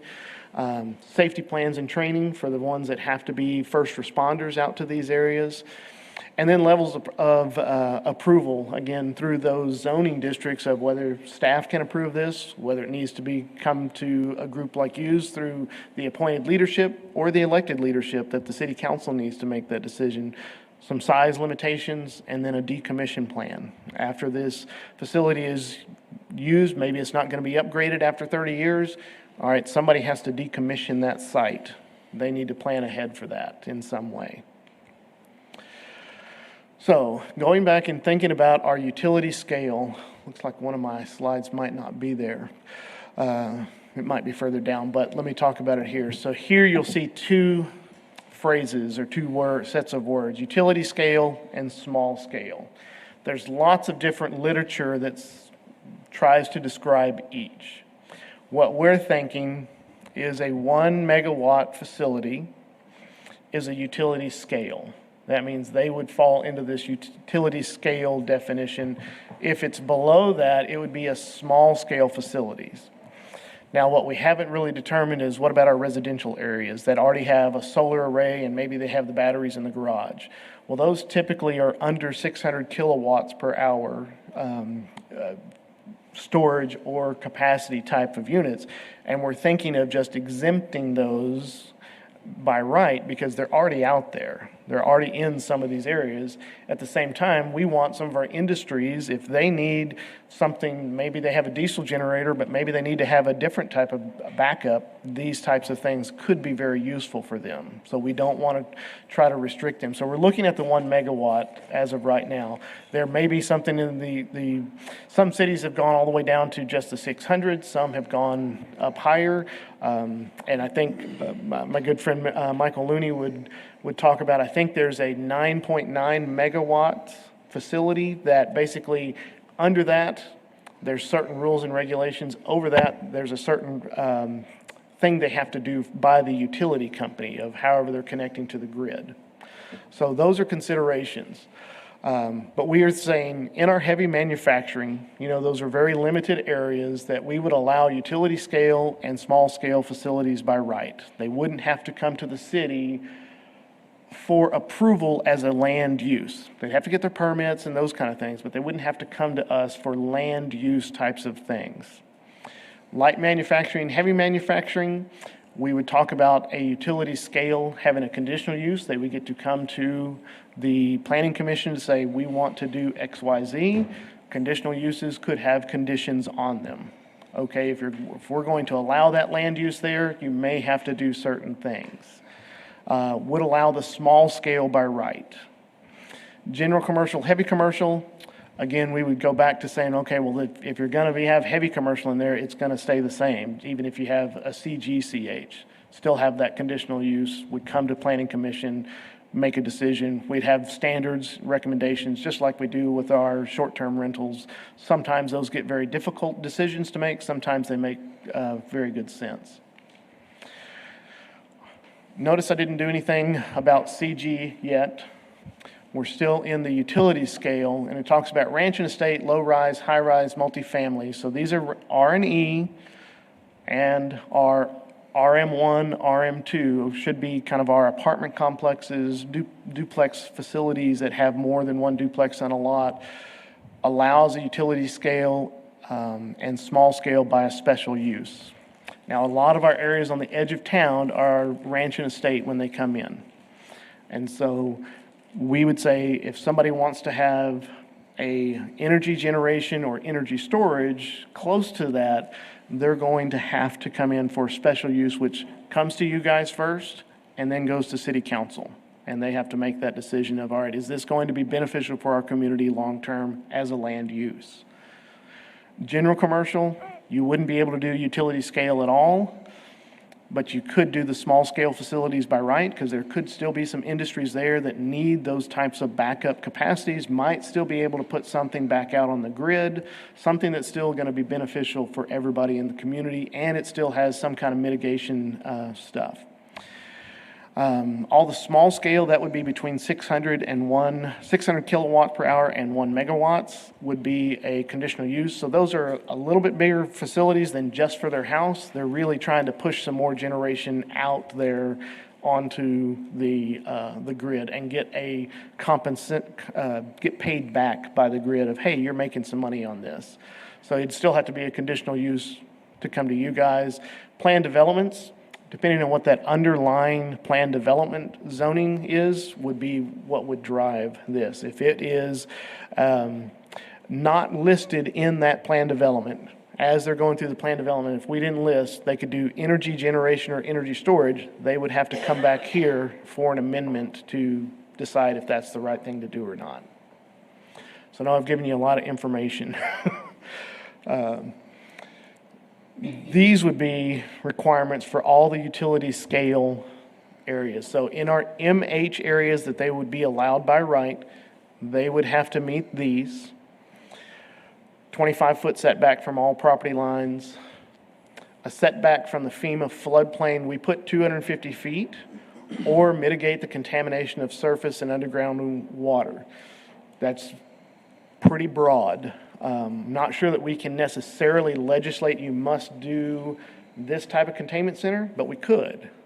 The question is what makes sense for that site? And so maybe that's where some of these, if they're in MH, we either go by a distance or we go by, all right, you must mitigate it this way. The ones that come in for conditional use or for special use, there's able to change those conditions to say, okay, you're going to have this type of containment center or not, based on where it is on the hazard level of the land use.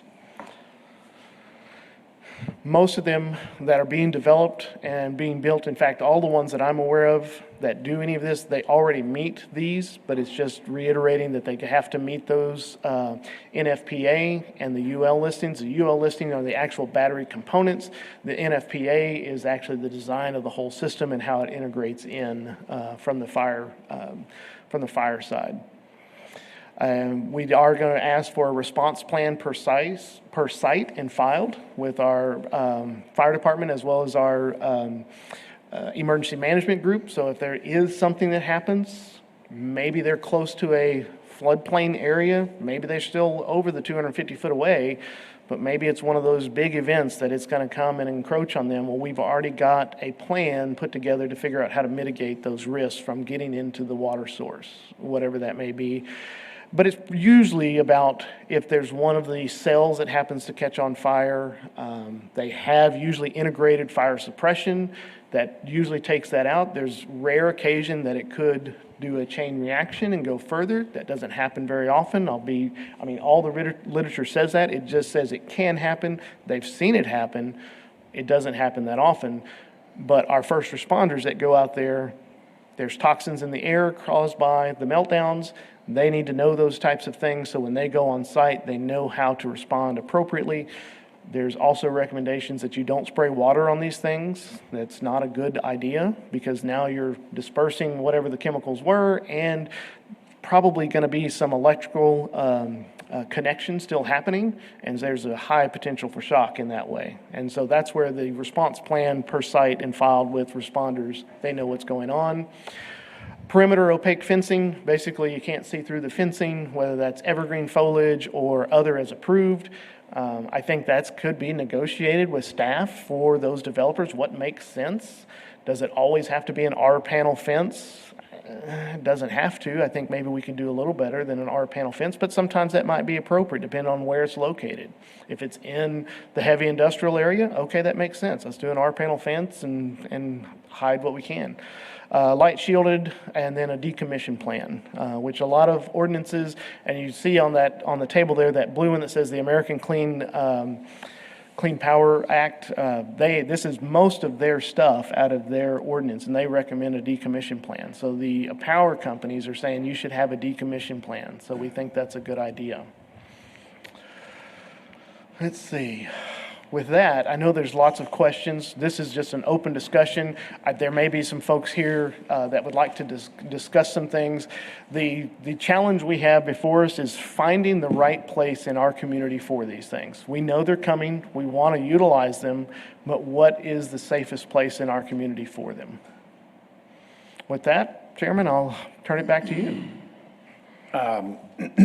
Okay. I've made some notes here. I think requiring a permit for any battery storage or alternative source power generation should be a requirement. I'd like for the planning, the building department to be made aware of any and all of these facilities when they're going in. And I think they would be. Usually obviously, they're going to have electrical permits, and it depends on scale, on size. Well, I mean, even the smaller scale, you talk about battery storage, and if someone puts a battery unit in an area that floods when it rains, that could be a hazard to even a small number of homes that are really close to it. I think what concerns me the most about this process is the hazards. That if a plant melts down and it's emitting toxins into the air, what's the distance that it's a hazard to be around it? I've talked about the petroleum processing plants in south of Houston and the occasional meltdown that those have and the impact on homes when that occurs, and it's significant. So I don't know what the dangers are of a battery plant melting down, but I have to think that it's probably not good. And just having, I don't know what a safe distance is, and Right. and then you get into the size of these facilities, and that probably has some proportion to distance requirements. And I think decommissioning these things is a great idea. There's a lot of wind power out in the outskirts of town that doesn't have a decommissioning plan. And so it's scary to think what those are going to look like when they're out of service and no one's required to take them down. And then flood zones. You talked about 250 feet or mitigate. I don't know if mitigating is, I don't know how you mitigate. All right, we're back in session here. All right. So I'm going to kind of address Luke's questions So TCEQ is working on some state regulations for those facilities, but they really do come back to the same types of things we're looking at in our land use. The things that don't happen out in a county setting is you could put these anywhere because there is no land use restrictions, where a city who can adopt zoning does have some land use restrictions. The decommissioning plans, so far TCEQ has not mentioned anything like that, and I think it'd probably be with ERCOT maybe even as well of how to decommission things. We're just going off of what the Department of Energy and the American Clean Energy folks are saying this is how you should, because this is, for them, a clean energy source. Whether it's reusing off of the grid or whether you're using solar to charge those batteries or wind to charge those batteries, that's what they're recommending. Because they know over time, until technology even gets better and better, and it's advancing all the time, those batteries will have to be changed out periodically, and then what do you do with those chemical batteries at some point? I think our goal is to not have that be a burden down the road on the tax base of, well, here's this bad site. No one is going to mitigate it, so okay, the city, county, or whoever has to go and mitigate this site at the taxpayer expense. So that's kind of our goal there. The air, and I might lean on Michael Looney. He's kind of also a resident expert, as they've been working with some folks and has some resident experts as far as the air and the water mitigation stuff. And Yeah. he can probably help explain that a little clearer than what I can. There are some distances, there are some ways to do it. He might be able to explain a little bit better, because we are wanting to partner with them in this, because they know there are people looking in our community. We want to make sure that we have the right places for them to get it done, and then be able to get them through the process, so if they do it correctly, that they're allowed. Okay. Real quick, I think what you went over is very good, and I think we ought to try to utilize it in the more industrial, commercial areas. Yeah. If possible, as well as stipulating the Yeah, things. I'm inclined to support in industrial areas where we already have some of these hazards. Have any other cities adopted anything that are similar to us? There on are a this? number of cities in Texas that are looking to adopt. They're in the same step Same process boat. that we Still are right learning. now, because Texas has kind of opened up to say, please come. And there's good reasons for us. I mean, we had an event a few years ago that showed that our electrical grid system is not as great as we hoped. Yeah. It's vulnerable, yeah. And these are ways to, so if you think about a 1 megawatt system, that can power 833 homes up to 4 hours just on the batteries. So that's a pretty significant thing for our community at times. Doesn't need it all the time, but there are times that, that'd be great to have. How do we do those things so that we are getting the benefits out of these as well as mitigating some of the risks? Okay, cool. Okay. Should I open it up Yeah, you for wanna- discussion? Discussion, or we'll just look awkward here? Would anyone like to speak on this? Thank you, Aaron. I'm Michael Looney. I'm the VP of Economic Development with the San Angelo Chamber of Commerce. We serve the Costa DC as a contractor and also the county. So we pull for both teams, creating a unified effort for regional economic development. Currently, we have 4 battery energy storage system projects in various stages of pre-construction negotiations. They range from 200 megawatts to 9.99 megawatts. These are small containerized systems that skirt some of the higher regulations put upon them, larger developments by ERCOT. They are not directly related to the renewable sector, but they're derivatives of the renewable sector. So over the past 8 years, our department has worked with the county on 3 solar power projects located in the county, one built by Duke Energy, one built by Korea Midland Power Company, and the other built by Apex. Battery energy storage was installed at the Apex Angelo Solar Facility, which is a 195 megawatt solar plant built on the west side of the city, west side of the city limits, just outside the city limits, kind of out near the state park. And they installed a battery energy storage system of 100 megawatts AC power. The current battery energy storage systems that we're in negotiations with are not related to renewables, meaning they're not deriving their power from the renewable source. The 100 meg that's built out on the site of the Apex Angelo Solar Facility does not derive its power directly from the solar power plant. What they're doing is they're absorbing power off the grid at lower prices when there's low use, and storing it, and then dispatching it whenever there's a demand from ERCOT to get more power onto the grid in a certain section of the state. And they're usually selling it at a slightly higher rate. So it's a very small spread on a per kilowatt hour basis. So that's how they're making their money. They're all private. There's no other types of funding sources. There are usually some assistance requests of different municipalities for some of these projects. Slight tax deferrals or removal for the first couple of years, small percentages relatively.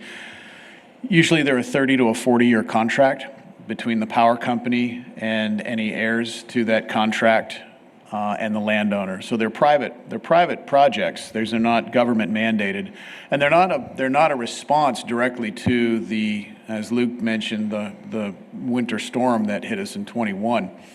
There was no state mandate to investigate or invest in privately developed dispatchable power. It's just an organic function of the market. Texas has seen about 50% of the battery energy storage in the country, and so we're a leader in that sense.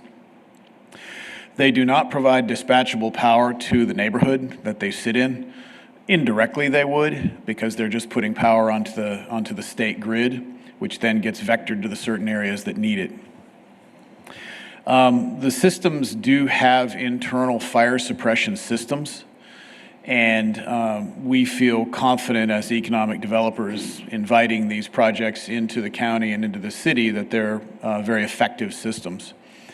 The cells are stood up in racks, and they have firewalls between them to prevent what's called thermal runaway. So you have one battery lighting up another battery.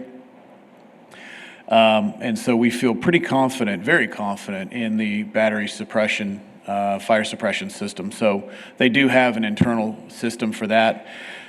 They usually will build a revetment around the facility itself in case there's any contamination. They build it kind of like a containment pad.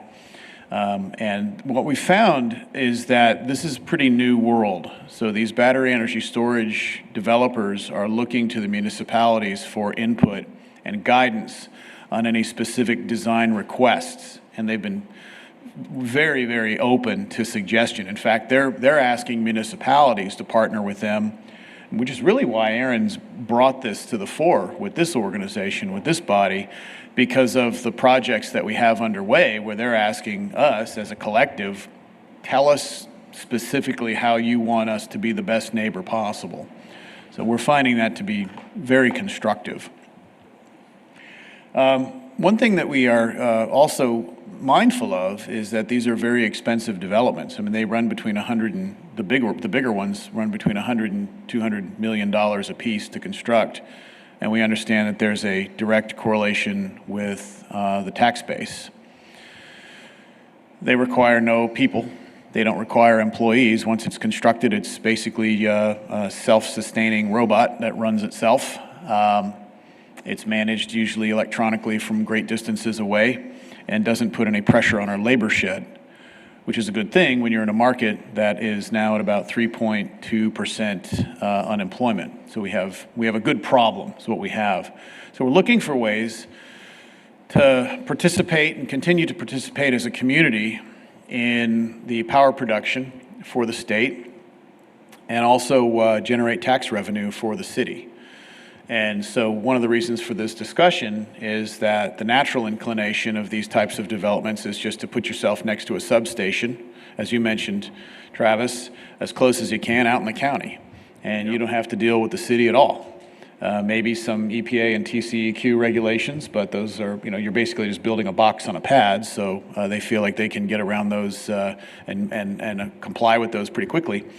But we like them for the ability to kick off good tax revenue to this city, because as the city grows, we need every penny of it.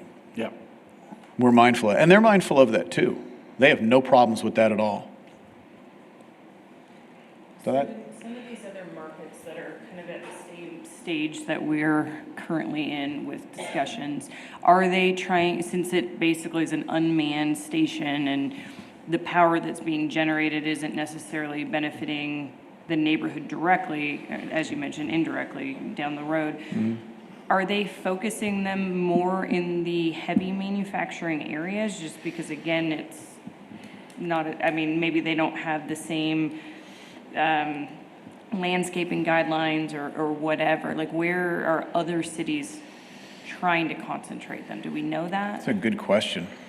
Most of the cities that we've seen examples of these being developed in are high-density cities that are looking to them for a participation from these companies as revenue generators for the municipality. So they're trying to put them anywhere they can. Okay. And there are some cities in the Houston area that are trying to fit these things where they probably don't naturally want to belong, but they happen to be sort of near or close enough for market purposes to a substation. And that's where you're seeing a lot of the friction. So where a neighborhood would naturally want to organically progress into, you're putting a battery energy storage array. And some of these things are huge, 200 to 400 megawatts in size. It's a big facility. In our area, we're focusing them two things, in the industrial areas and near the substations. Are there multiple sites and locations that fit those criteria Yes. within our community? On the outskirts, on the outer perimeters, It's the substations that tend to be the limiting factor. Sure. Because as neighborhoods grow, and they may grow towards a substation that was out, 50 acres away from something, but now the neighborhood has grown out that way. And so you just saw even on one of the plats we were looking at this morning, there's a substation right against the railroad track, but now Yes. that neighborhood has grown down to that area. And Yep. so there's just not a lot of space there.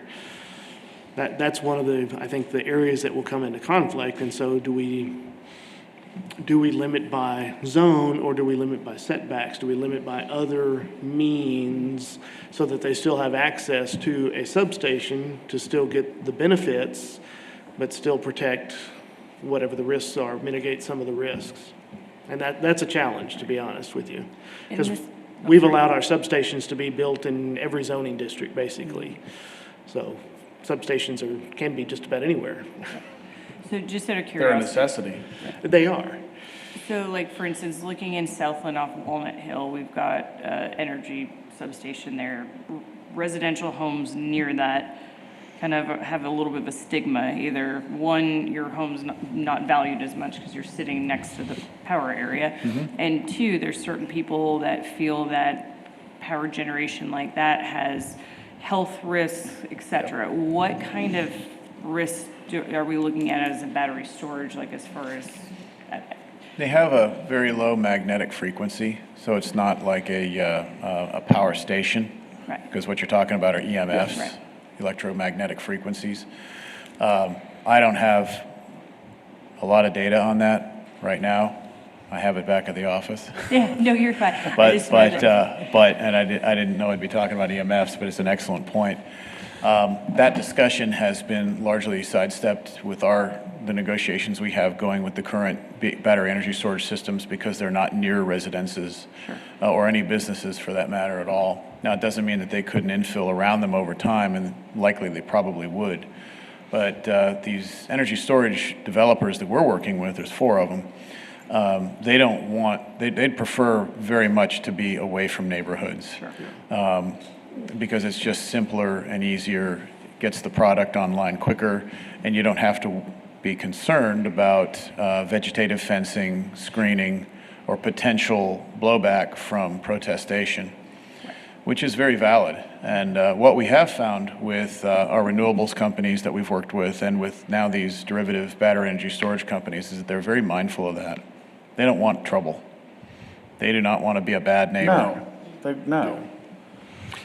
And They've Brittany, to answer, been very good to deal with. From a liability standpoint, there's It's just not, considerable. it's not worth the headache for them. They just want to hook up to the grid as close as they can to a substation, because as you mentioned a second ago, Travis, you get a little bit of latency, and it's more costly if you have to run a lot of lines a long distance. These are not big money makers. You have to build to scale. You have to build a lot of them, because you're selling electricity back to the grid at a rather small percentage on a per diem basis. So it takes decades, really for the thing to really perform, probably 10 years for the thing to really perform as a good asset. And so that's one of the reasons why we wanted to engage in this discussion with you and brought this to Aaron. Aaron did a lot of homework and a lot of prep work trying to find examples of how do we collectively, constructively guide the development of these, because based on what we're seeing at our office, a lot more of these are going to be coming on the way. And we see them as good for the state, good for the grid, but also really good municipal fund generators. Yeah. They're just little money boxes, really. And the companies that build them have been very open to suggestion. And so we took that opportunity to deploy our team together, working with Aaron's team on finding a constructive way to make sure that we put good guardrails on these projects, because they want those guardrails. These developers want them. And think, right now, there aren't very many. right. Yeah, and from looking at the zoning map that's been up forever, heavy manufacturing has risks and problems that exist with any development, generally speaking. And so, to me, it's a natural first step to look at locating them in those zoning districts to start. And as we get more information and more comfortable with the technology and our ability to mitigate some of these concerns, maybe we look at expanding into other parts of the community. I think that's worthy, because would be my- putting on my city service hat, we don't want to see these all just say, don't worry about it, we'll just go out to the county. Right. I don't want to see that. No, we don't. And either. none of us do. No. Because they're good generators of not just electricity, but of municipal tax dollars. So we're trying to figure out exactly how to do it. I can say that the companies that we're working with right now would be very happy to get themselves involved, if invited, into constructive discussions about go-forward plans, not just necessarily for their projects, but for others. They're very passionate about their technology. They've received collectively a lot of funding from a lot of different sources. A lot of energy companies are very interested in creating dispatchable power. And so I would invite that be considered as something we do if we want to put together an even deeper dive comprehensive plan, is to get the industry involved and get them to help guide the dialogue. I think you'll find them very receptive to it. I think that's a really good idea. Yeah. And one of the things that this discussion brings up, along with the comprehensive plan, is we have some areas in this city that are light manufacturing, that are residential areas and have been for years. Yes. And we need to look at those. Yep. Yeah, that comes up from time to time when we get manufacturers that find a site that they like and it's buried in the middle of a neighborhood.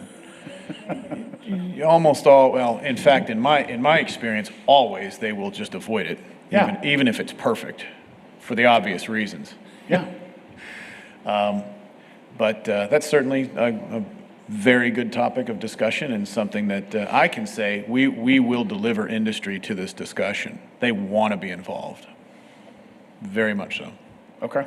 Okay. Is there anything else, Aaron, you want me to talk about? So we got fire suppression, taxation, connection to the grid.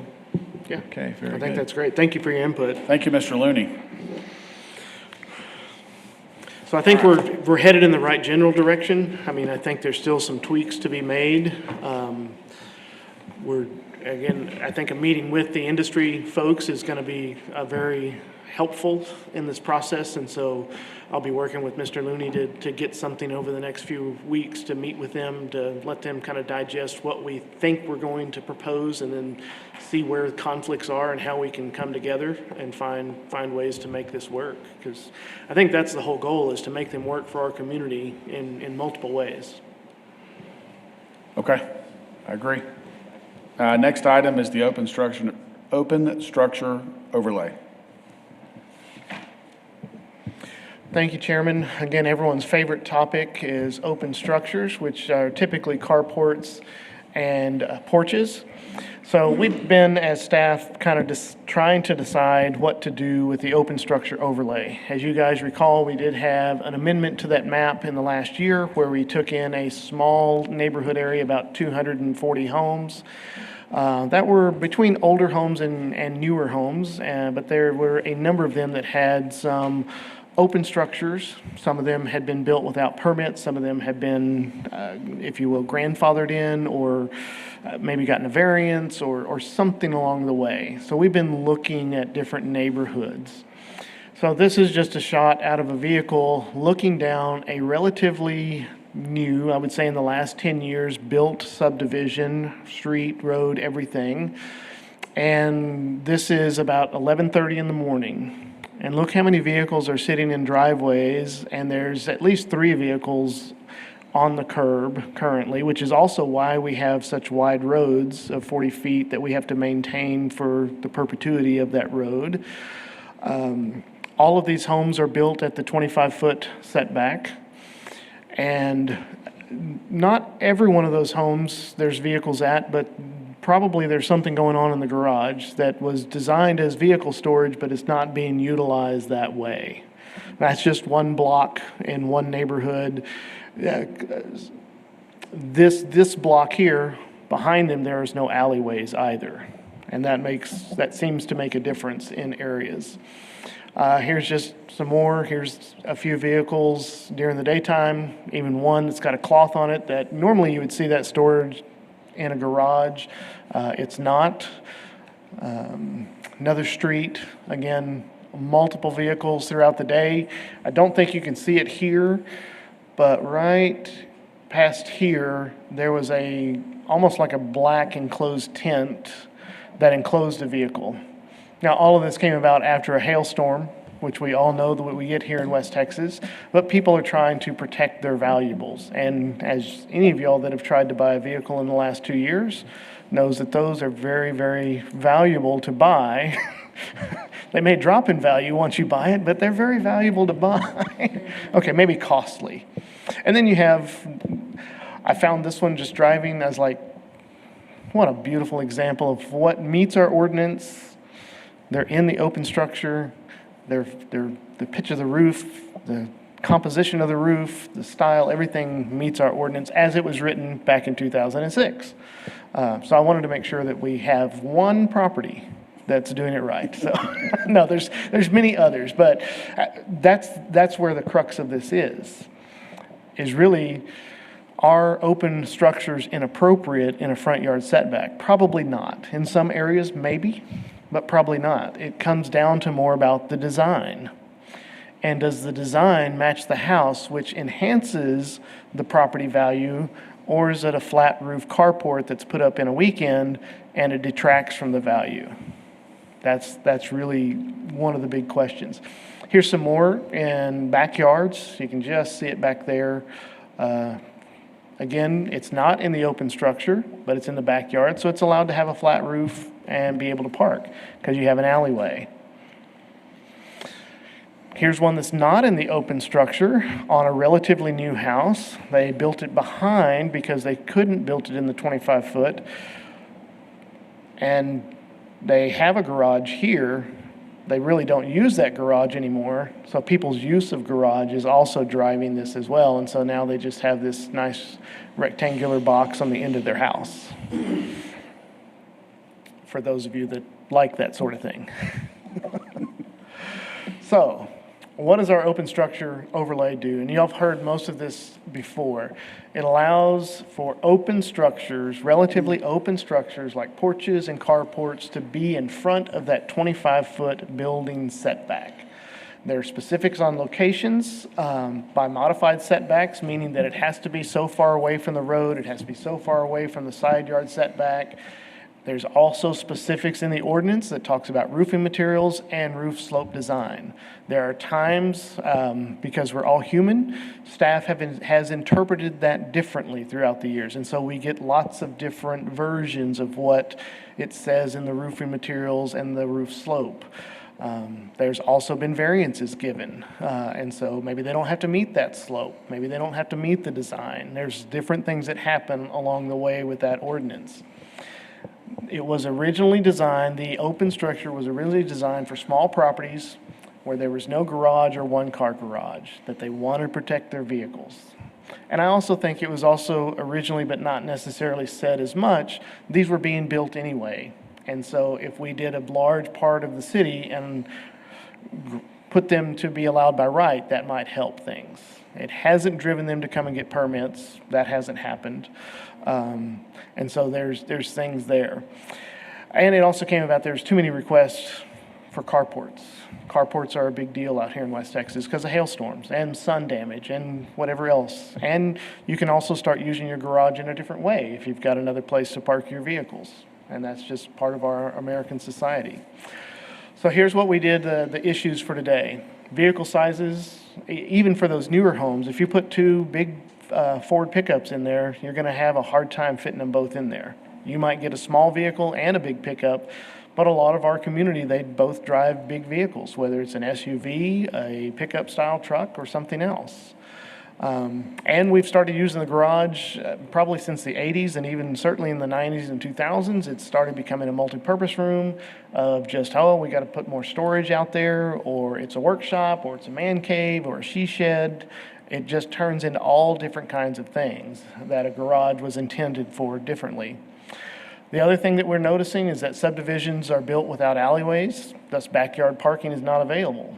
If they had backyard parking, we're seeing people put carports in all the time in their backyards because they have an alleyway access. When you take that away, you have no option except going from the front yard somehow. So what does that mean? Allow an open structure overlay to allow them closer, or do we ask for a bigger side yard setback so that you can get a vehicle that goes to the backyard? Maybe two options there. Vehicle values are higher and citizens want to protect their property. I mean, that's pretty obvious. That's what people are really building carports for, is to protect their property, trying to prevent hail, wind damage, storm damage of some kind, trees falling on them, those types of things. The other thing that we've noticed is contractors are not getting a permit because they believe there are delays. They perceive there are delays. We pulled the data for all carports in the last 2 years, and a proper set of carport plans, which means we even give them the plans there in the permit office if they want to use those plans, gets approved in 1.5 days. The ones that don't, it's because they don't know how to build a carport to code, or they're just doing it anyway. So possible next steps, look to expand the open structure overlay in more areas of our community.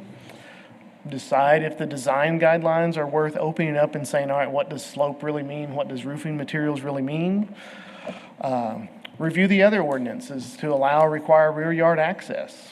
If we had a wider access to the backyard, even if they didn't have an alleyway, does that solve part of the problem? Hey, you can't put it in the front yard, but you got room on the side yard. You got 12 feet there. You can do a driveway and get to the backyard. Strong support of enforcement staff when violations for no permit are found. I think that needs to be known that if you're building a carport in the community inside the city limits, you got to have a permit. There's not a style of carport to be built in the city limits without a permit. And if your contractor comes to your door and they don't have a permit, you should reject them.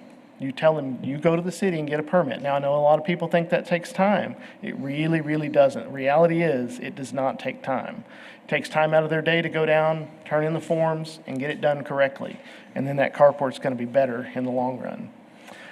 Request staff to create some interpretation documents and standards for carports built in the front 25-foot setback. We have a lot of those in our building permit side, that they give them how to do the correct spans, particularly metal carports, which we see a lot of, the correct spans, all those types of things.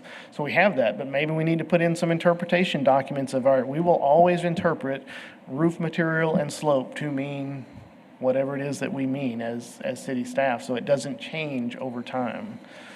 So these are just some possible next steps. I'm sure some of you have some of your own ideas, but we didn't want to come forward with saying, oh, we need to expand this to Paulan, or we need to expand this to the Bluffs, or we need to expand this to Reagan, although I think Reagan's covered. But we need maybe some more direction of, is this worth our time, or should we be putting our efforts back in? Let's support our enforcement team, let's interpret our ordinances correctly, and let's say this is what it's supposed to mean.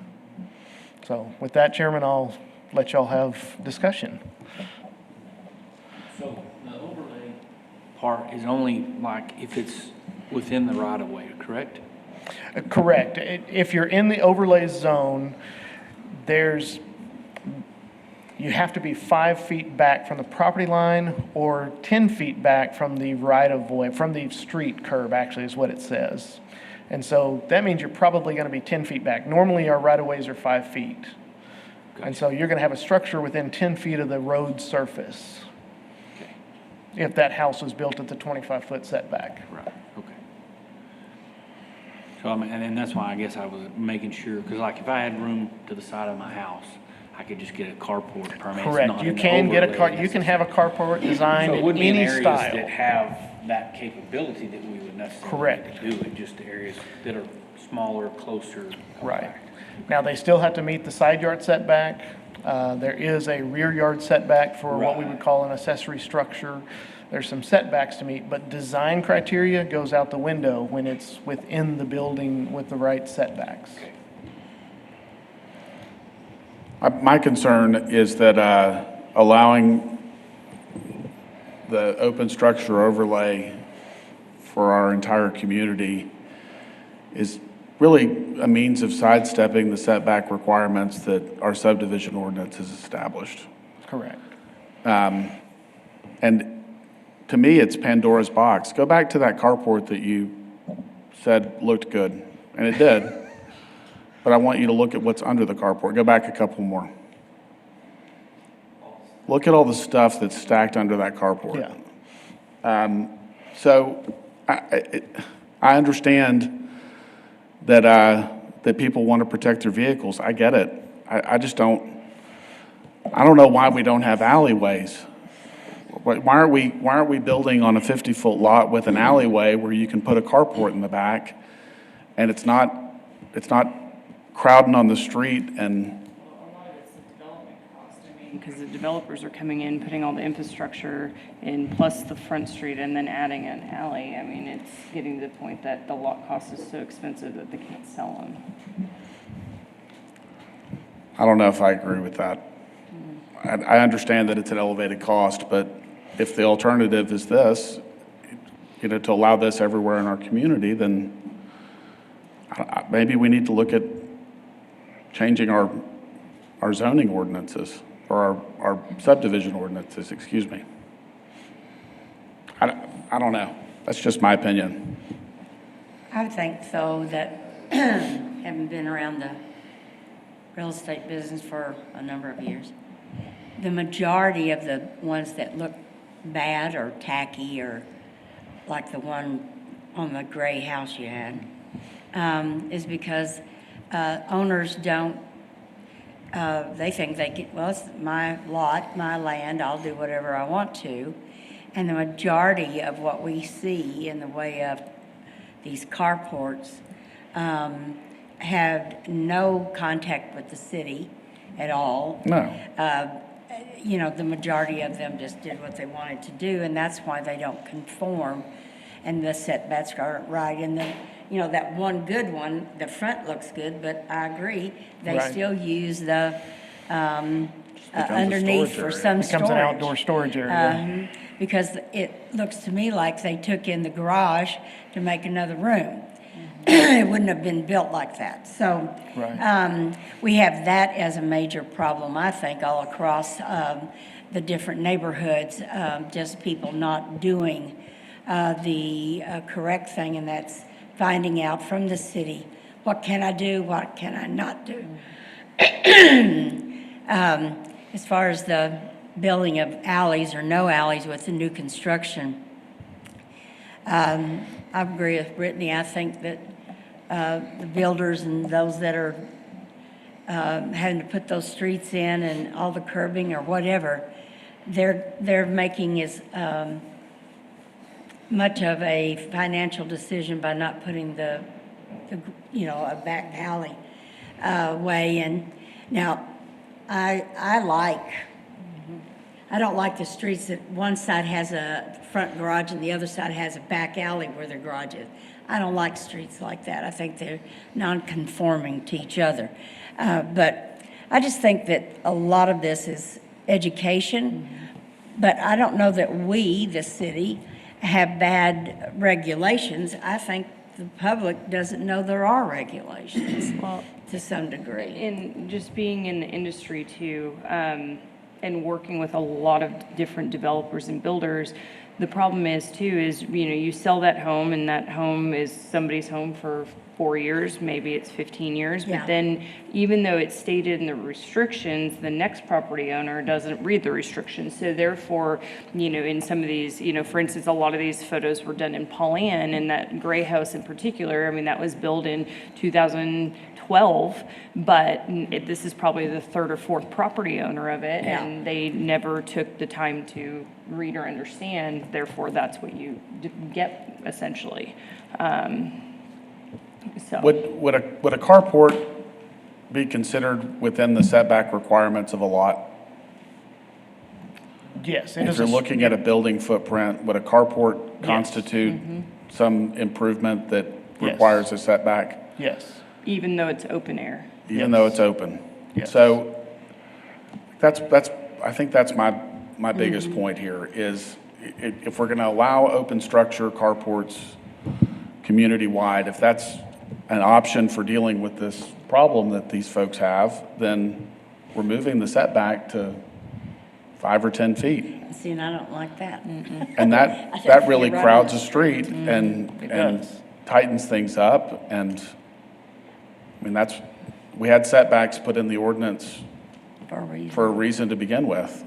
And that's why I understand there's a little bit of an elevated cost, but if the convenience is to be able to build a carport without a lot of hassle from the city, you don't have to meet the aesthetic guidelines. If you're building a carport in the back of your property, you might have to pull a permit still, but it's a lot easier. Yeah. How many storage buildings do we have? Which, in essence, is typically why you run into that, because you store stuff in your garage instead Absolutely. of parking your garage. So, Well, the other part on the alley, and I agree, I like alleys because it makes the front of the home look cleaner. Fantastic. Yes. But it also is a cost that is then passed to the city of maintenance, and so, it's just kind of a double-edged sword on that as well. Yeah. But I think, why they're not doing it today with some of the new construction is cost. But homeowners doing it as well. those that have a carport put on the back in the Southland area, and off the top of my head, I can see 2 or 3 right now. You go down the alley, and they had their 2-car garage, and they put a carport almost to the end of the driveway, but it's not in the front of the house. Right. And it's like they have 4 cars, or they want a dance hall out in the backyard, or I don't know what it's for, but at least you don't realize it from Yes, the ma'am. front, and the setbacks and the look of the street looks nice. But we have a lot of homes that were built even with alleys, with the garage in the front, just because that was what was built in those timeframes. So I don't know how you can't correct it all for individual neighborhood, unless you went neighborhood by neighborhood, and I don't think that's what we need to do, but setbacks, I'm big on if the setback is done right and now like that one, go back to that. I mean, the setbacks, right? Because the house is, but it looks cheap and, Our panel. just, I don't know. Well, I think that's the whole point. Like, that's the whole reason for reason why people are adding carports and closing in garages and skirting the requirements or not going to the city at all. Yeah. Is cost. And I think it's the same reason why developers aren't putting alleys in is because of cost. So that's the cheapest solution, is to utilize the space that you pay less for in your house, which is a garage, and enclose it, and then tack on a lean-to that you can park your car under. And I mean, you can't get around the cost. Someone has to pay for it at some point. So I think, if we've decided and there's an ordinance in place, it just needs to be enforced, and I think that's the first step. And maybe there's some tweaks that need to be done to that too. But the enforcement piece of it is the biggest issue in my mind, because there's just no consistency. And so you've got somebody who went to the trouble, like the Brown picture that we saw, that actually probably did get that permitted, and it does comply. What they put under it, I don't know how you can really control that so much, but at least they did what they're supposed to do. And I think then you can really see, is our ordinance something that we need to address, or is it just the enforcement? Have we ever, I know it's a staff, too much for staff to have to do, but to drive the streets and say, this one's out of compliance, this one is in, and send some kind of notice? I mean, what would you do with that? I think that's would be like. Guys could tackle that. I think that's what. I know, that's what I'm saying. I think doing some neighborhood sweeps would be very beneficial, and that would Yes. be working with our code enforcement team and maybe even our animal services team, that you can partner up some different folks in the vehicle and you do some neighborhood sweeps in some targeted areas and see what comes of that, do some data mining. I was being facetious, but yes, I was thinking it can't, I don't know how you would have time to do anything like that. But it sounds like supportive enforcement Yeah, agents doing their If we're role. not enforcing, then that's why Yeah. they think, well, they're not gonna do anything, I'll just do what I wanna do. That's That's what an misleads. attitude. Find a lot easier scenario there. Yeah. So if we're not enforcing it, that causes no compliance in a lot of cases. Yeah. I think we have a number of different types of development items.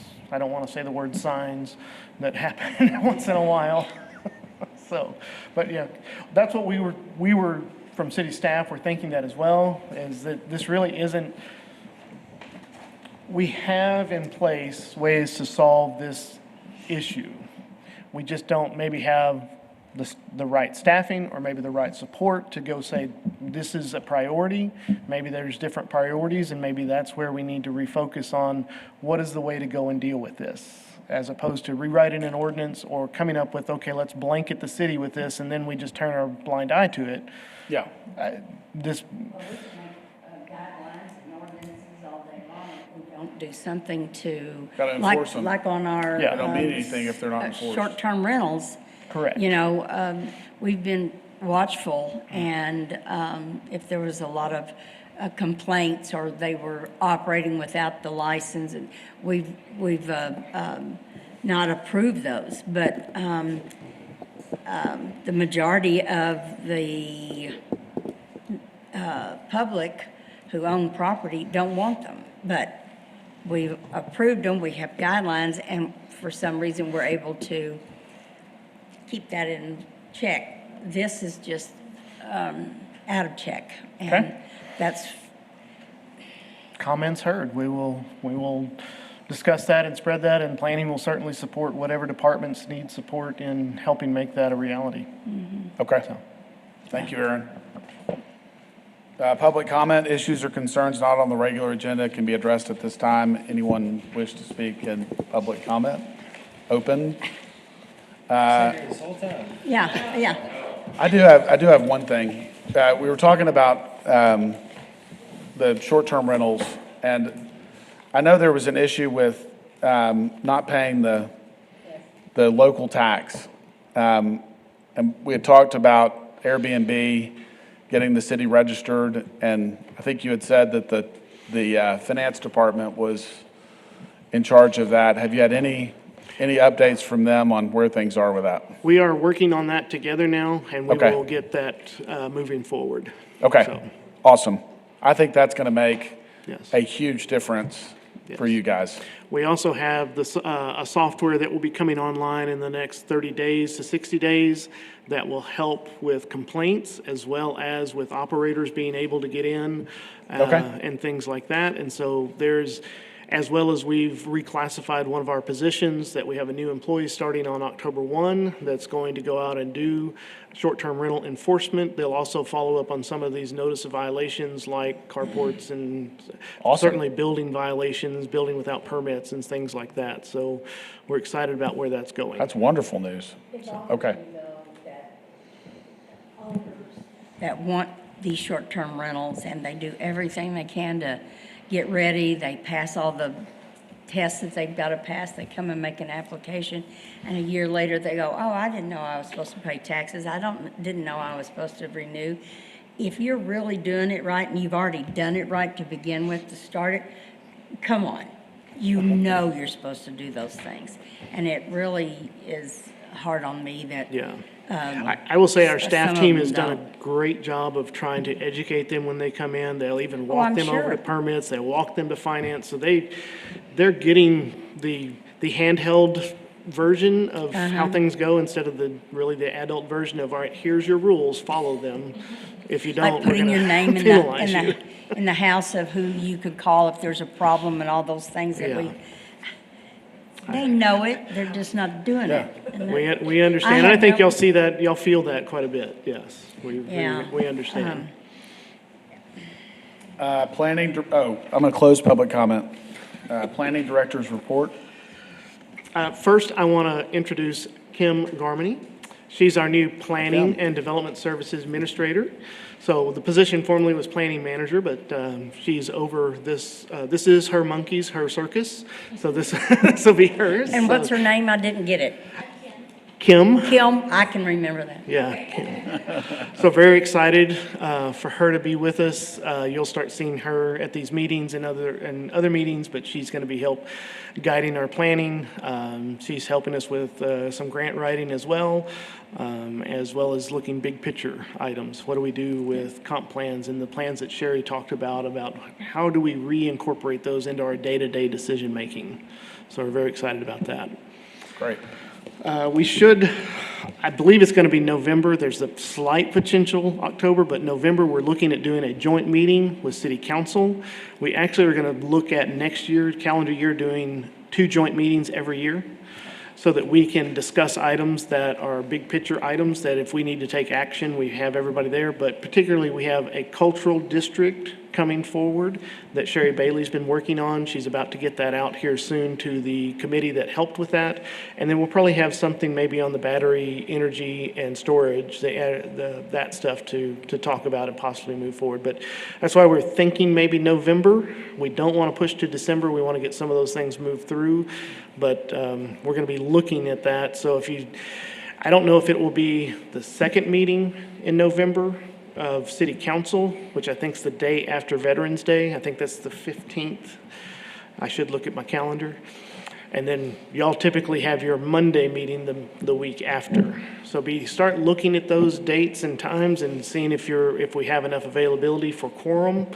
But we feel like we're going to make that decision within the next 2 weeks so that we know what that date is going to be. Okay.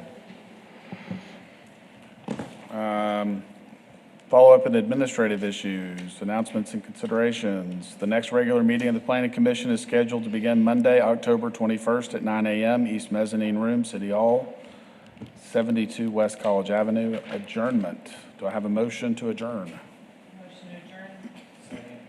Have a motion and a second to adjourn. All in favor, say aye. Aye. Opposed?